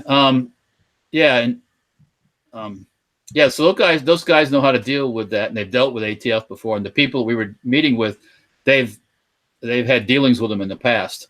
So they all knew each other. Okay, cool. So hopefully it works out. Yeah. Everybody has the exact same reaction you have. Well, or what, the upper, that's not a firearm. The lower is the firearm. Yeah, I've never heard of that. Yeah. Well, can I tell you what's the key to all this? You know what's the key to all this, Walter? What? The ATF is stupid ass. I thought it was going to be zombies. No. The ATF is stupid ass. Okay, I just posted something in the chat. You guys could go look this up. I put it in our internal. Okay. Everyone else's. This is in the Journal Sentinel, right? And this came out like 2 hours ago. Hundreds of ATF guns and parts were stolen from a facility in West Virginia. Yeah, from the tech branch. Yeah, Senator Ron Johnson wants answers. Yeah, Hundreds of firearms and gun parts have been stolen from the federal agency charged with gun enforcement, triggering a massive search for missing weapons and demand for answers from this U.S. senator. Former security guard working for the U.S. Bureau of Tobacco, Alcohol, and Firearms and Explosives has been charged with stealing the guns and firearms parts from the ATF facility in Martinsburg, West Virginia. Okay, hang on a second here. I'm confused. Hank, you said they charged somebody already? Yeah, they caught somebody. There was a security guard, and they're charging him. But this senator wants to know what the hell's going on. This is the ATF, and the thing that and what's going on is there's lots of freaking stupidity floating around out there, and lots of bullshit going on. That's what's happening. And the stuff that I'm reading this thing here. Agents used a mentally disabled man to promote the organization, then arrested him. Yeah, they were doing stings and there was all kinds of crazy. These people. Yeah, well, let's see. Where is that thing about the guy? Yeah, ATF owned guns, including a machine gun, was stolen, and the fully automatic weapon was never recovered. Agents used a mentally disabled man to promote the operation, and then arrested him. Yeah, the storefront they used was burglarized, and the building was damaged. Okay, the guy in the picture there, the black man, Chauncey Wright. Yeah, was the person that they used for this. I think so, probably. Yeah. Oh gosh. Look, there's a lot of batshit craziness going on in the ATF. I was talking about my friend Mike, the guy that wrote that book about guns across the border and all that stuff, Mike Deddy. Yeah. The ATF let all these tens of thousands of guns go from America to Mexico and killed lots of people in Mexico. And Americans too. Yes, and American agents and things like that. People have been killed, right, by the cartels. They let these guns walk to them. Like, why do we need this bullshit? What are these people doing for us? They're taking away our Second Amendment, and then they're doing lots of crazy bullshit that we have to keep track of. What's the point? Is there a point? Is there a point to this agency? I know, Walter, you don't want to get into this. Now I have no comment. Yeah, exactly. You got to know when to hold them and when to fold them. Yes, I'm not saying for you to comment, Walter, but I'm saying there's lots of bullshit going on here. Okay? Yeah, I mean, no one's being held accountable. To protect firearms. Yeah, no one's being held accountable. It's just like what happened in lots of these schools. The FBI and all these places were warned. They did nothing about it. And in America, we're like, let's make some more gun laws. That'll cure it. And it's exactly. We're the ones that suffer. It's your fault, my fault then. It's not their fault. You know, I mean, the kid literally said he wanted to do a school shooting, and people, obviously told the FBI about it, and nothing was done. Nobody followed up, and then we're expected to pay the consequences. Right. Yeah. Well. Yeah. Walter, by the way, Tyvin Show wants to know, is Hooters a pro-gun company? I know they're good in dealing in the headlight business. The guns I see at Hooters are nice guns. So yeah. Yeah. I don't know. That's all I don't Walter know what has to say right there. You know what? This is what I'd rather have happen. This is what it used to be in the old days, before all these people got all emboldened, these CEOs and everything. People used to run businesses to make money. Mm-hmm. And make money and make money. They didn't run businesses to be social engineers or to change the world or all this other bullshit. They ran money. They kept their political views and their social engineering views themselves, and they made money. Same with actors and everything else. I don't care if you're what you are. I want to see you act. I don't want to hear your political views. Yeah. I don't think publicly they gain anything from it, from what I've seen. I mean, like a business, a pizzeria is not going to gain from saying like, "Hey, we believe we have these ideals." Right. I mean, I go to a restaurant to get some good food. I don't go because he's anti-gun or pro-gun or pro-world or pro-Greenpeace or pro-whatever, the baby gay whales or whatever the hell he supports. I don't care. I just don't put it in my face. Yeah, 762 says Hooters is a pro-sweater canning company. When I go to Hooters, I want to get something to eat. I want to be waited on properly, and that's it. You know. Yeah. What were you going to say? What were you going to say, Andrew? I cut you off. My apologies. Oh, it's all good. Yeah, not coming to me. I'll get back to you on it. A little brain fart. So, Walter, if let's say Hooters actually came out with something anti-gun, are you done with Hooters? It would definitely put a damper on things, I think. Yeah. Then you go into a business called Gunners, and you open up Gunners, and you hire all the Hooters chicks. Bazookas. Yeah, bazookas. Good one. Bazookas. Better, Walter. Bazookas. Much better.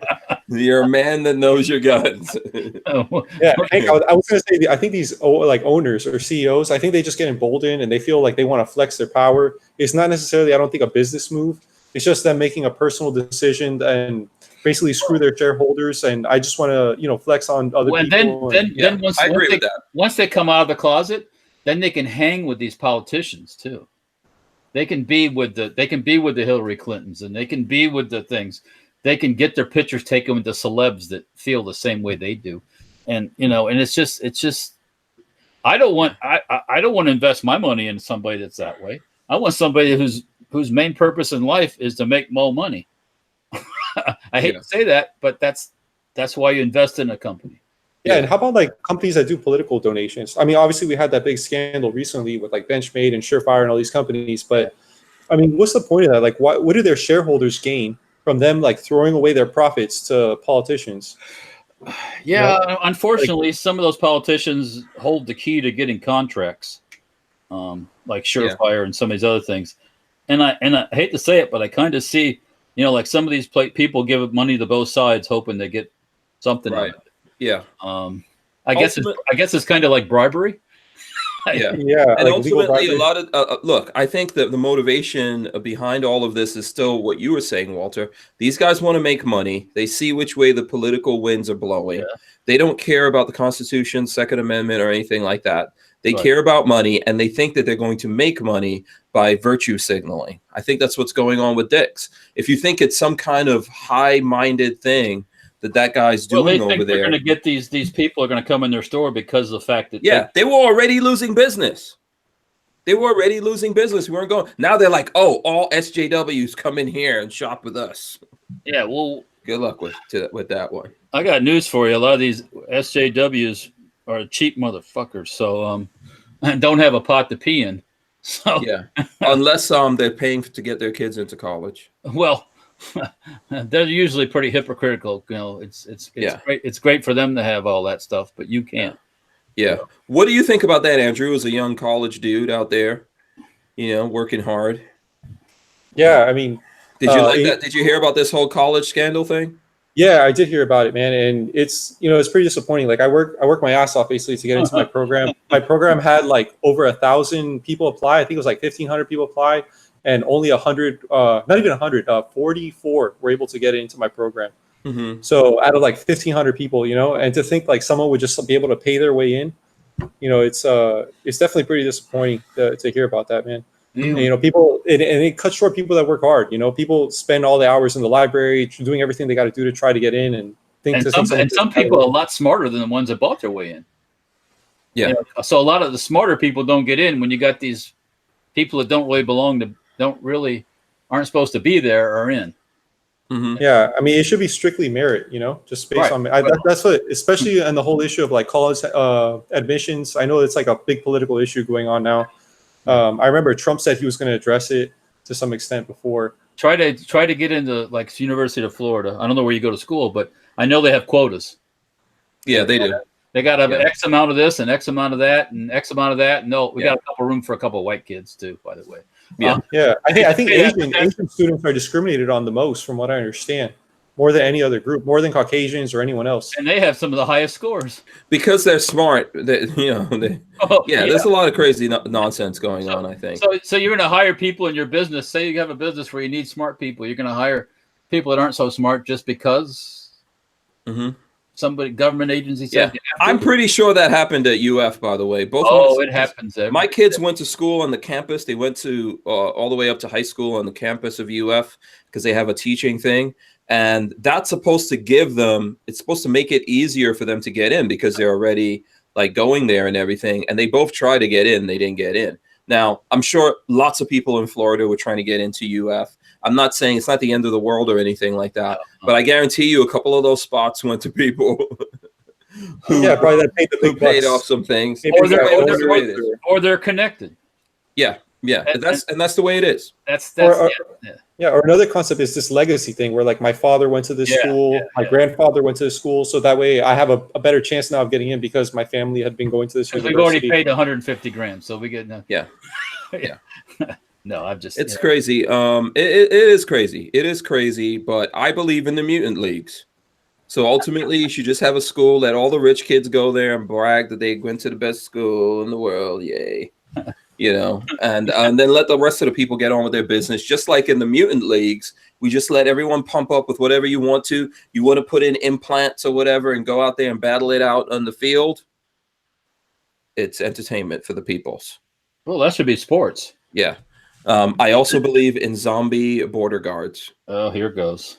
So he hasn't heard this one, so.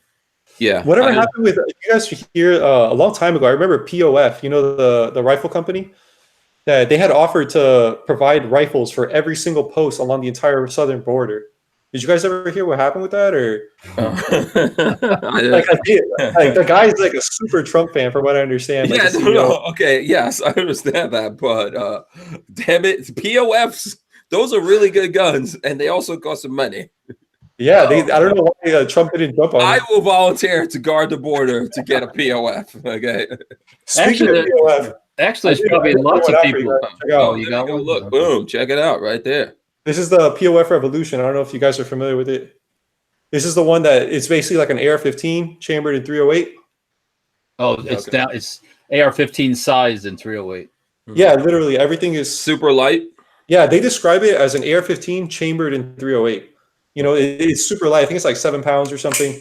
Okay, nice. Pretty cool. I actually haven't been able to shoot that came out last year or this year? Well, that came out last year. This is the piston version. They just, I think, this year came out with the DI version. Oh, okay. Okay. The same way. I don't know why people, you know, have this whole thing between piston and DI. So I guess some people are like hardcore about the DI guns. So yeah, you hear the on the school the money thing. Lori Laughlin's daughter was partying on a USC's official's yacht when the news story broke. Yeah, a big yacht. Imagine that. What kind of party goes on a yacht usually? Holy. Yeah. It isn't. Things that need to happen in international waters. It isn't patty cakes. I'll tell you that right now. Yeah. So. I heard that they actually had to bring her back when they heard all of this. Throw them all the fuck out. Yeah. Well, if she's partying on a yacht with someone who's on the board of directors of that school, so I don't think she's getting kicked out. She's not probably in any trouble. And they didn't know the scam was going on? Of course they did. Everybody's on the take at that point. Yeah, this is it was like millions of dollars. You think they're going to let the coaches and these professors or whoever take all the money when?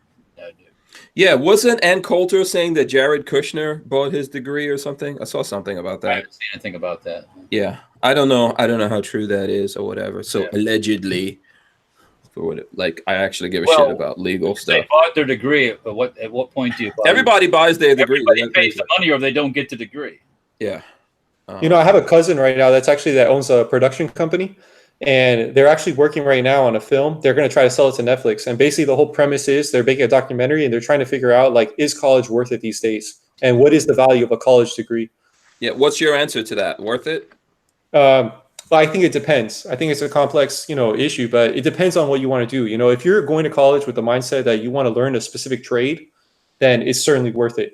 But if you're going there, you're not sure what you want to do, you just want to get a degree in something that maybe is not going to directly lead to you getting a specific job, it might not be the best idea, but, it all depends on where you land. You do build connections. Like if you go to Harvard or something, obviously you're going to build connections. You're going to get to learn, from other people and meet people. But I mean, basically on their journey is pretty interesting. They've been meeting with a lot of different people trying to get diverse ideas into their film so far. What do you guys think about it? I think I agree with you that a lot of it is complicated, and I think sometimes you do get a job because you go in for that interview, and the guy who's interviewing you went to such and such a school, and you went there. Yeah, I think that happens. So, and I think yes, if you go ahead, Walt. It's another the degree in general is another tool in your tool belt, as I call it. Mm-hmm. You know, so you might have this tool here and that tool, and so it depends. That might open doors, but did that degree really make you any more money in the end? Are you going into a field where you make a decent living, or are you just going to make a living? Yeah, I don't know. Was it? Yeah, I think so. If you know what you want to do, if you're a kid graduating high school, and you say, you know what, I want to get into the landscaping business, I don't think you need to go to college. You go buy a lawnmower and start doing, and start running. And you get certifications for doing this and certifications. Yeah, for doing yeah. that. If you want to weld, if you always wanted to fix cars and things like that, then there's other things that you could do. Yeah. Yeah. But there's some things you have to go to college for. So if you want to become a nurse, doctor, pharmacist, lawyer, things like engineer. that. Yeah, engineer, you may want to go to school, but there's some other things that you may still want to go to school for because the school has good programs in that direction. So like filmmaking and things like that. If you're young, if you're not very young, I think that you can maybe go out there and just start making movies, but there is an advantage for going to a college that has a film school because you're going to meet all these people who are in the industry. And you went to blah, blah, blah. Yeah, and also you can get internships and all those kinds of things. And if you're younger, that's a good way to go about it. So I think it all really depends on who you are. And college is not easy. It's not like high school. You're going to go there, pay your money, and cruise through. You actually have to do stuff. Well, unless you got the Harvard graduate taking your test for you. Yeah. Well, that guy was taking tests for them to get in. And once they're in, they've got to. Yeah, they got to find somebody else to do it. Right? Yeah, they've got to pull their own weight in there. But and look, also, if you're the kind of chick you're like, hey, I want to marry, or dude, if you want to marry someone, that went to Harvard and blah blah blah, get into a good family, you can always go there, meet people, and get married and stuff like that. That happens all the time. So it's up to you. It's up to you. It's your life to live. A lot of females go to college just to meet a husband. Yeah. So I mean, personally, in regards to like the film that you were talking about, I know two people that have like master's degrees in film, and one of them is like a waitress. Another one does something like completely irrelevant to that. How do you take a master's degree in film, like making films, right? Yeah, I guess like making films, production. How do you? At what point? How much education do you need to make a movie? Listen, if you're not creative enough, if you personally are not creative, but you have this fancy degree in how to make film, you're not going to. It depends. Look, all of this comes down to the person. Steven Spielberg went to school and got a degree, and people like Harrison Ford and all that went to school with him, right? It all depends on who the people are and what they do with that. Yeah, I guess how driven you are. Huh? Harrison Ford was a carpenter before. Yeah, but he went to school with these guys. He went to. Well, they knew him. There was an association already. So they went to school, and when they were making films, he was acting in their stuff. They were all. So here's the thing. Look, you can get if you think getting the degree is going to get you the job, you've got to come out. And if you can't get the job in Hollywood, then you've got to go out there and start making your own movies. And you might have to work as a waiter, waitress, a stripper, or whatever, and do things. But if you really want to make movies, ultimately, you're going to get into that by making movies. Yeah, and you have to make decent quality stuff. Yeah, and a lot of those people that before would not have had a lot of opportunities went into YouTube and all these different kind of things. But it's not to say you have to go to school in order to do that. You can be self-taught, and you can do a lot of things. You don't have. Well, I'll just leave it this. All the great firearms manufacturers, designers are not engineers, and I'll just leave it. Yeah, and all the ones that are engineers are batshit crazy. Well, engineering sometimes holds you back because you do things by the book, and the book is not the way you always get things done. So yeah, true. Yeah, because you have an engineering degree doesn't really mean you know shit. You might know something. You know how about to pass a test. Yeah, my parents always says there's book sense and then there's common sense. So right, can you change the tire? Yeah, there's a lot of people that have book sense, and have zero common sense. No, they can't apply that in a practical manner. So Yeah. you can be this world's smartest, figuring out all the mathematical part of it, but if you can't design the part where it can be made in a normal way, if the machinist programmer's got to figure out how you make it, then kind of wasting money with the engineer. Yeah. But once again, it always depends on the person. Ultimately, all of this depends on you as a person. If you really wanted to be a filmmaker and you're working doing something else, there's some choices you didn't make. You don't have to go to Hollywood. There's lots of places that you can go. Look, people in Nigeria are making movies. They suck. It's called the internet now. Yeah. I mean, there's always things you can do, even like small courses. Like for me, for example, one thing I want to learn is like Photoshop. I feel like I need to make better thumbnails, and like there's certain like little things you could definitely learn. I might not necessarily need a degree, but maybe I could take, a class or some type of workshop or something. Yeah, no, without a doubt. I mean, and there's classes you can take online. Yeah, that's true. I mean, there's plenty of YouTube available online. Yeah, exactly. Yeah, I'm sorry, Walter, cut you off. Yeah, I mean, some people just get it and start doing it. Yeah. And you just learn from doing it, right? Yeah, that's what I did. Did somebody show you how to edit? No, been teaching myself over the last 30 years. And you do stuff and you go, oh crap, that was bad. Let's see how we can do this better. So, but here's what I have. Like all the stuff that I do is self-taught, but I don't have the connections. Well, so there's lots of people that have gone to school, like they went to school 5 years ago or 10 years ago, and they went way past me because they went to a college and they met people and they had like my drive and my understanding, but they got those connections and then they were able to get out there and do things. And then there's lots of people who didn't. So I think that, life is a combination of things. Yeah. I mean, sometimes, you go to school for this and you end up not doing it at all. Mm-hmm. Because you find out that there's other things you want to do too. Yeah. But having that degree can open that door to that other person you meet that goes, oh yeah, I went there. Yeah, I know so and so. Blah blah blah. Oh yeah, come on in. Let's talk. Yeah, and also like my dad has a master's degree in metallurgical engineering from Brunel, which is like the best engineering school in the world. And he taught. That's why we lived in Nigeria, because he was a professor at Polytechnic University in Nigeria, right? But and he liked teaching. But when he came to America, he had opportunities to make a lot of money working in industry, like building stuff. Yeah, I bet metallurgical engineering, you could make a lot of money. Yeah, his whole profession is about building bridges and all this kind of stuff. But he didn't want to do it. He liked teaching. But that degree got him into teaching, right? Because he had a degree and he wound up being a teacher. And he was a math teacher and he understood math very well. But the degree didn't necessarily come into use doing that, but it came into a lot of things. And there's certain things that I understand just by being his son, and he's an engineer. And there's certain things that he taught me, like, the point of least resistance, like how pressure always seeks the point of least resistance. He taught me things about molds and all that kind of stuff. That's how I could somehow wrap my mind around some of the crazy things going on here in the gun world. So it's not a negative to have that, but he also did it in a time when it wasn't as expensive as it is now. I think all of these things are changing, and maybe schooling, that's one of the things that we need to burn it down and start it up all over again. And make it more practical.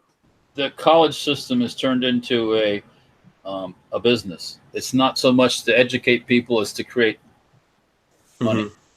It's like it's like athletics in colleges. It's just a racket to create income. That's all it is. They don't care about the athletes. They don't care if they finish, as long as they get the college contracts. I mean, the TV contracts, and that money starts flowing.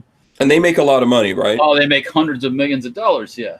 And part of my tuition goes to athletics. So like part of my tuition, for example, goes to like supporting the football team at my university, for example. And like, I don't understand why I'm personally like going into debt to pay for that. And when they're making hundreds of $millions on their TV contracts.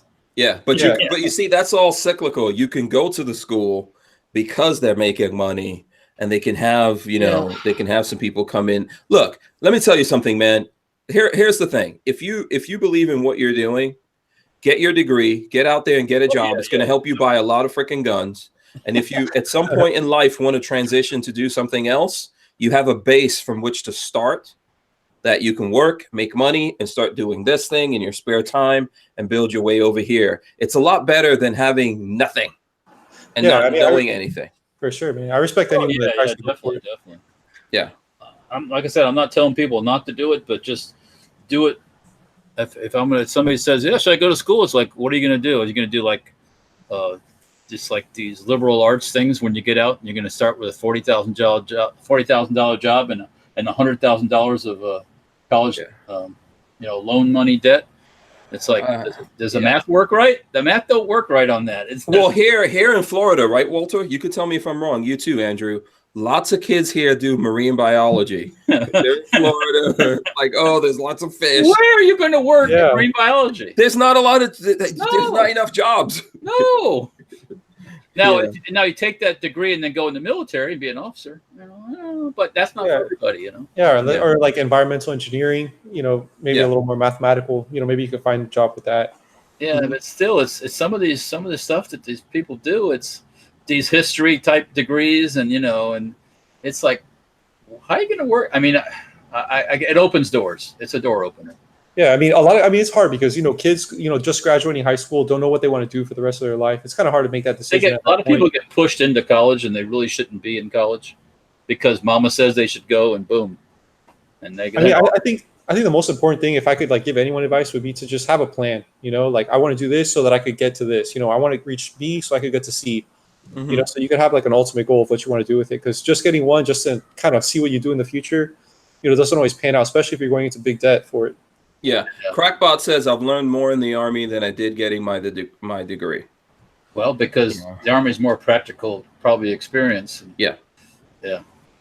Lola's brother has been in the Army since before we got married, so I think he's been in. I'm going to say he's been in the Army for about 25 years. So he should be ready to retire. Well, he does, and he does. He started out doing X-ray, and I think now he does stuff like what's the not CAT scans. What's the other thing with all the magnets and everything? MRI. MRI, yeah. So he does that kind of stuff, and he's a he's a veteran and all that kind of stuff, combat veteran. But he loves the military, so I don't know. They're gonna have to kick him out at some point. Well, there's actually a lot. Oh, go ahead, Walter. Yeah, there's a lot of people like that because the military is you're part of a group. You're part of an organization that you got order. It's like prison. You know what's going to happen every day. Yeah, but a lot of people get out of the military and they're lost because they don't have that. Yeah, they don't have that group. He loves it. Yeah, and I think he also has some super high rank also at this point. Yeah. The dean of my program is actually a colonel in the Army, and there's a few professors I have that are actually in the military. One's in the Navy. And also a couple students that I go to class with also. Have you thought about that kind of stuff, or that's not what interests you? I've considered it. My wife is not a huge fan of it. About being on the move all the time. Mm-hmm. And but you can be a reservist and you're not on the move all the time. I mean, that's definitely true. A lot of people are, but obviously you could get activated at any point. Oh yeah, then you gotta go play. You gotta I have one professor just got activated, and she's going to Guantanamo for at least a year. So, not sure if I was in that situation, how my wife would handle that. But it's definitely a sacrifice. Even if you are just a reservist, it's still a sacrifice. You could be called to any part of the world at any time. It used to be for a long time the reservists just were reservists, but now because the military is shorthanded for the most part. Yeah, because we're in a lot of places we shouldn't be. We should. We're doing Meals on Wheels and everything else, and we should do that stuff. Yeah.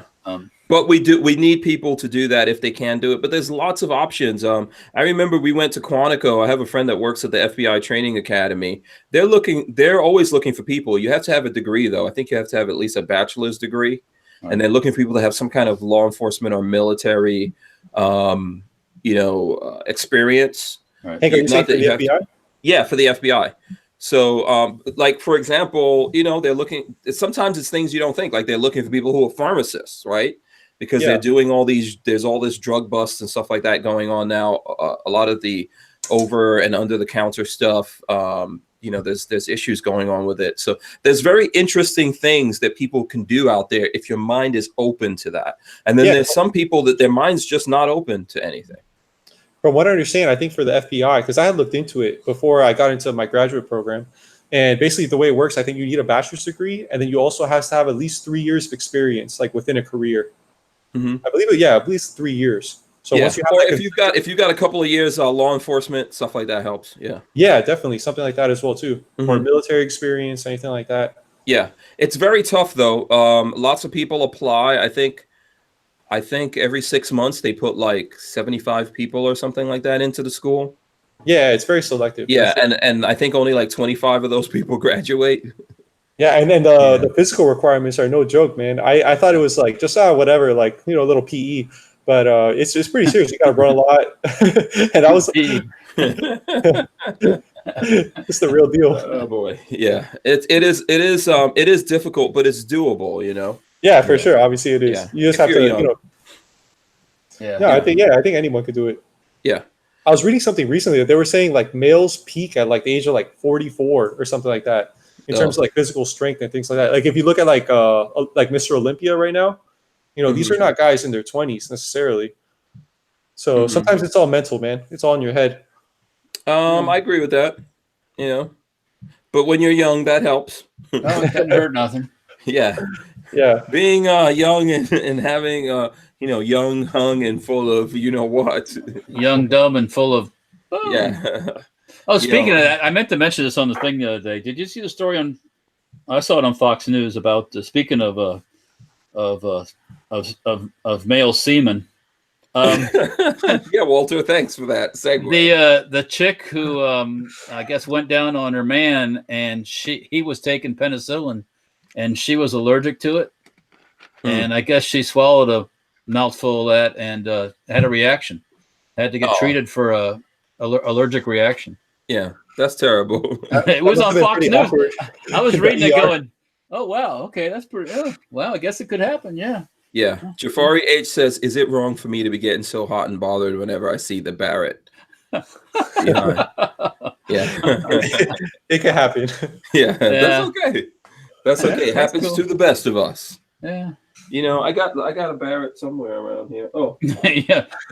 Hey, me too. Look, yeah, right me there. too, by the way. Yeah. Here we go. Yeah. Let's get around here. Is that the M82?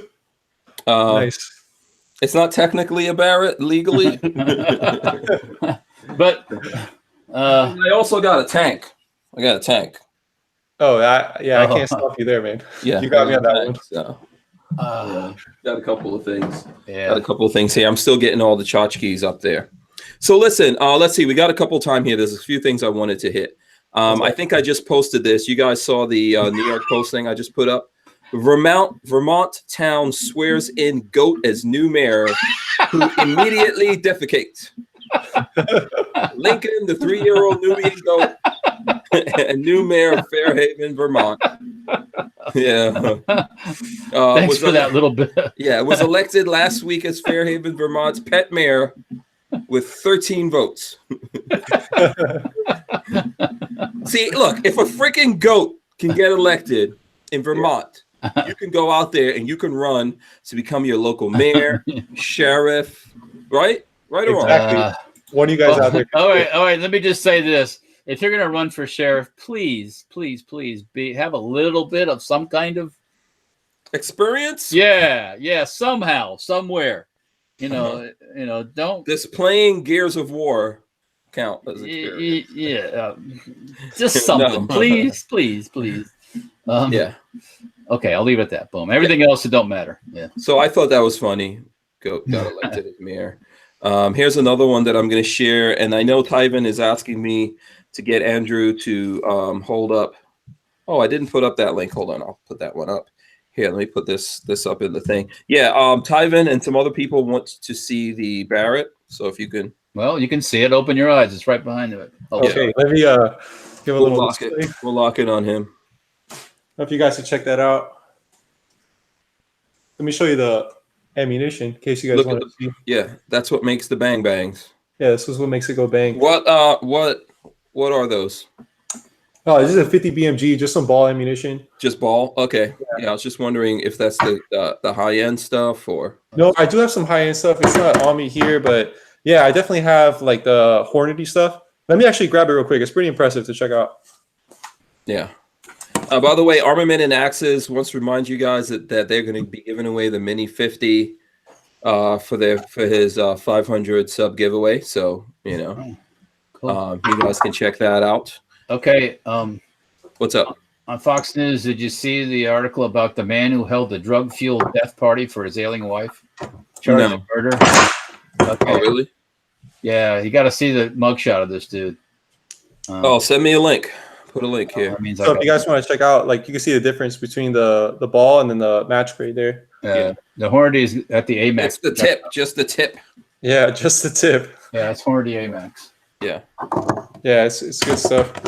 And then you guys want to check out the Barrett. It's a little heavy. Yeah, so what scope do you have on there? Oh, it's a Night Force. Night Force, okay. Yeah. Good Yeah, choice. so it's a Night Force. And then let me see if I could get the suppressor in there. I don't know if you guys can see that. What's that suppressor? So it's actually from Barrett. It's the Barrett one. Yeah. Yeah. I'm surprised you just didn't get like one of those $25 Amazon scopes. Oh, come on, man. I get them all the time, like to do reviews on, and people always give me crap. I actually put it on my Scar just to do like just to test it out to see if it could handle the 308. Yeah. And the Scar is like known for like breaking scopes. So I thought it'd be a good test, but if you see like the comments in that video, like everyone's like ranking on me about like, why would you put that on the Scar? Did it survive? It did actually. I mean, I got pretty good. It held 0, but I didn't do like a really extensive test. It was probably just like 100 rounds or less that I did on it. Mm-hmm. But for what it's worth, it did survive. I think it was like $40, and it goes up to like 25 magnification or something. Okay. Okay. Yeah. But I know there was some controversy out there about it. I think I heard something about that. I know that I got sent one of those crazy cheap scopes, but I didn't do anything. Yeah. I didn't do anything with it. Look, get whatever you could afford. Yeah, I mean, I made the video for people that maybe don't have the money. They're doing a really cheap build. If they want to see like what you could get for $40, that's it. This thing costs like I think $2,000 behind me.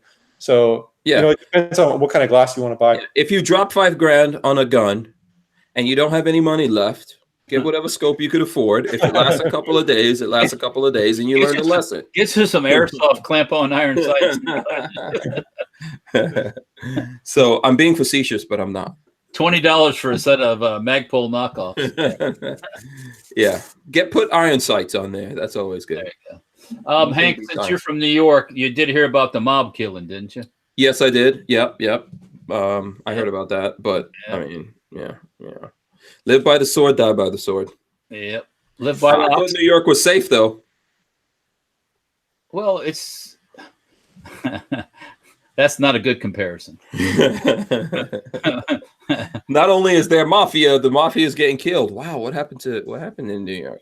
Well, they always have done that. That's nothing. Yeah, there was a reporter from Rolling Stone magazine that told me New York is safe. It's like, dude, I don't know what the hell you're talking about. Compared to, I don't know. Yeah, Afghanistan. Exactly. What? Maybe Afghanistan or something like that. Yeah. Yeah. Okay, hold on. Let's talk about this thing I just posted up there. This is on Gizmodo. Phone stops arrow when lucky man. So smartphone stops arrow when absurdly lucky man tries to photograph attacker, as you heard echoed by Walter there. Apple likes to tout its smartwatch heart tracking features as being able to potentially save a user's life one day, but a man in Nimbin, New South Wales, Australia, may owe his life to his smartphone, which stopped an arrow fired by an assailant while he was trying to snap a photo. Who shoots arrows at people? People who don't have guns. Yeah. See, when they take guns away from you, wait, they think that magically stops you from killing people's asses. See, and the 39-year-old alleged attacker was arrested at the scene, charged with armed with intent to commit an indictable of offense. That should be attempted murder. I mean, an arrow going at you. This is in New Zealand, so they got fancy words for it. Yeah. Assault. Indictable, maybe indictable. Encasing actual bodily harm and malicious damage. Okay, whatever that stuff is. Okay. Yeah. He tried to kill that mofo. Yeah, he was going to put that arrow in his freaking head. That's what he's going to do. That's interesting. So your smartphone can save you. Yeah. At least if you get lucky, 1 in a cajillion. Yeah. Don't try this at home. Once in a cajillion. It's like that cop. I saw a story about a cop that he actually got shot in his Glock, and his Glock actually took a bullet. Oh, yeah. Cool. I believe that. I believe that. That could, you know. Yeah, freak accidents happen. Oh, in Las Vegas, remember not Las Vegas, the Orlando shooting? I think somebody got hit in the helmet. I think a cop trying to go in, and like that saved his life too. And Yeah. I know, like in that period of time, I don't know if they're still trying to push for it now, but they were really like gun ho about like trying to get all these like police officers to kind of like tone down and look more friendly, wear less body armor, wear less. Oh yeah, that'll save you. No, I don't think so. Yeah, and it's all supposedly about public appearance, trying to make the cops look more friendly. But I don't understand how you could like force someone to be more unsafe in their job. You know? Why don't you tell people to be more friendly to the cops? Yeah, that'd be nice. You know, or just be more civil in general, and that would probably take. It'd probably fix the problem, right? Because all the drugs and the alcohol and the that's the problem. The sex and the lights and the gambling in Las Vegas totally soothes and calms you. doesn't make you fucked up at all. All right, so let's see. Did you guys just see this link that I put up there? Because you know we gotta hit some 3D build. I saw that. Yeah, impressive 3D printed HKG11 prop build. That looks like a space gun. It's definitely a bullpup. That was one of speaking of space gun. That was one of HK's space guns. Yeah, Walter, did they sell these in America? They never made those anywhere. Oh, they never made them. It was strictly that caseless ammo thing. So this is the H&K G11. I likes it. It's so ugly. It's beautiful. Kind of like as I look up on the wall here. I don't know if I can show you pictures. Let me turn my camera on here. Okay. I actually have an original poster from the. Let me see if I can get it to aim up there. If I can aim. A nice skull collection. That's what we like. That's what Walter and I get along. I'm going the wrong way, aren't I? Yeah.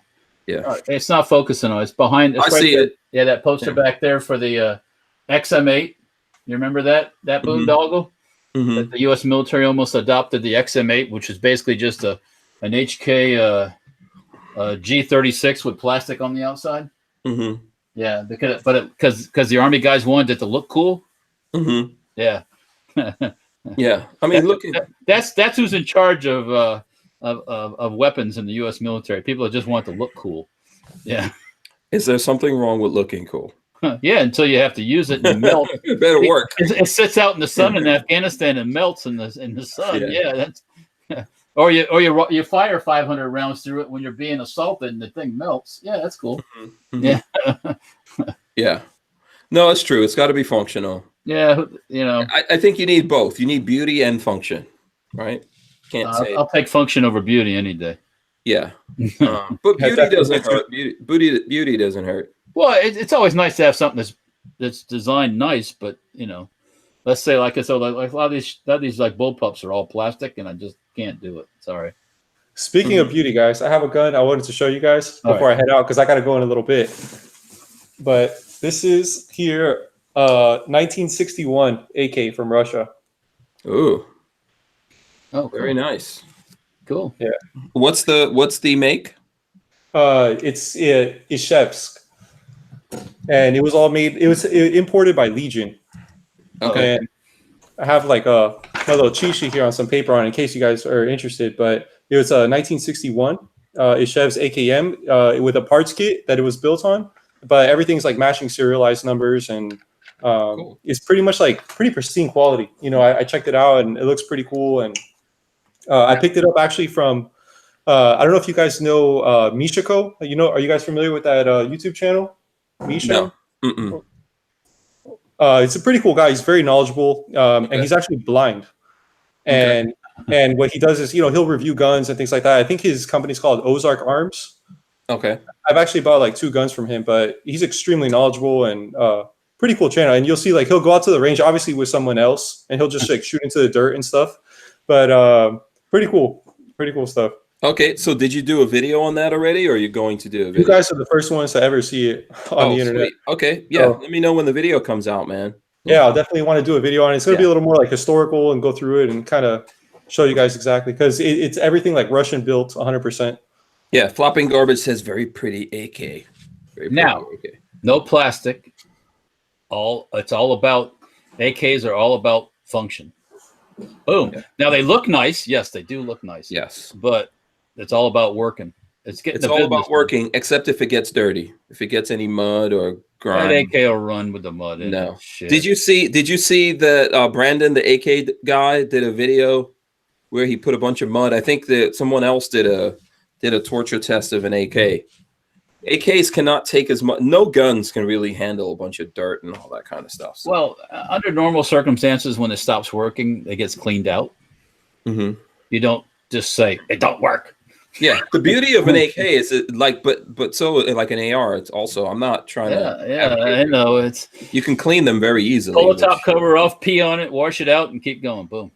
Yeah, that's what lots of guns out there. Okay, so I know we got to wrap this up here. Okay, Andrew's got to go. And then I'm sure there's a whole bunch of people. I was going to talk about the Tesla Model Y that's getting announced, but I think it looks like it's not announced yet. The car covered up looks like a Prius. I think it's supposed to be some kind of SUV. We'll see what it is. We'll talk about it tomorrow. It could be just fucking with people to make them get all riled up, and then it's a completely different car than it's underneath the cover. Yeah, but we'll see. We'll see what it is. We'll talk about it tomorrow. So, Andrew, what do you want the people to know out there before you get going, man? Just check out my channel, man. It's growing, and I'm basically going to be doing a pretty big giveaway soon. So I have that 10,000 subscriber giveaway I want to be doing. If you guys have ideas, drop in the comments or let me know on my channel what you guys want me to do with it. But I'm still kind of brainstorming to see what I want to do. I kind of want to do something special, but that's pretty much it. And check me out on my Instagram at We Run Guns. That's that way I get to communicate with people and stuff.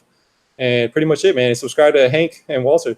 Yeah, thanks. Yeah, absolutely. Yeah. I encourage everyone to go. You said you had a lot of holsters. How about a holster a day? Oh, there you go. Yeah, maybe. I have literally a box full. So. Yeah. Do you have 10 holsters? Give away 10 holsters. You have 30 holsters. I don't know. Yeah, absolutely. Okay, Walter, how can the people follow you out there? What can they Facebook, Instagram, some Twitter too. And then I got to post some more stuff on Gunstreamer. I got some good stuff I got to put up there. But yeah, plus there's also on YouTube and Gunstreamer is Mower Death for you guys like to. And it's got some old videos of shooting lawnmowers and weed whackers and stuff like that. But it's cool stuff. Yeah, absolutely. I encourage you guys to check out Safety Harbor Firearms. Check out We Run Guns. If you're not subscribed here, please do subscribe. This is the Lifestyles of the Locked and Loaded channel. Subscribe and then ring the bell so that you can be notified. If you want to find us on Instagram, you can search everything Hank Strange, but we have WMMF_podcast. That is the podcast specific thing where I'm trying to throw up stuff and all that when I'm not totally aggravated at social media. So thanks to everyone for joining us. We'll be back tomorrow. We'll be here Friday. We'll see you guys. We're out of here. Peace. Peace. See ya.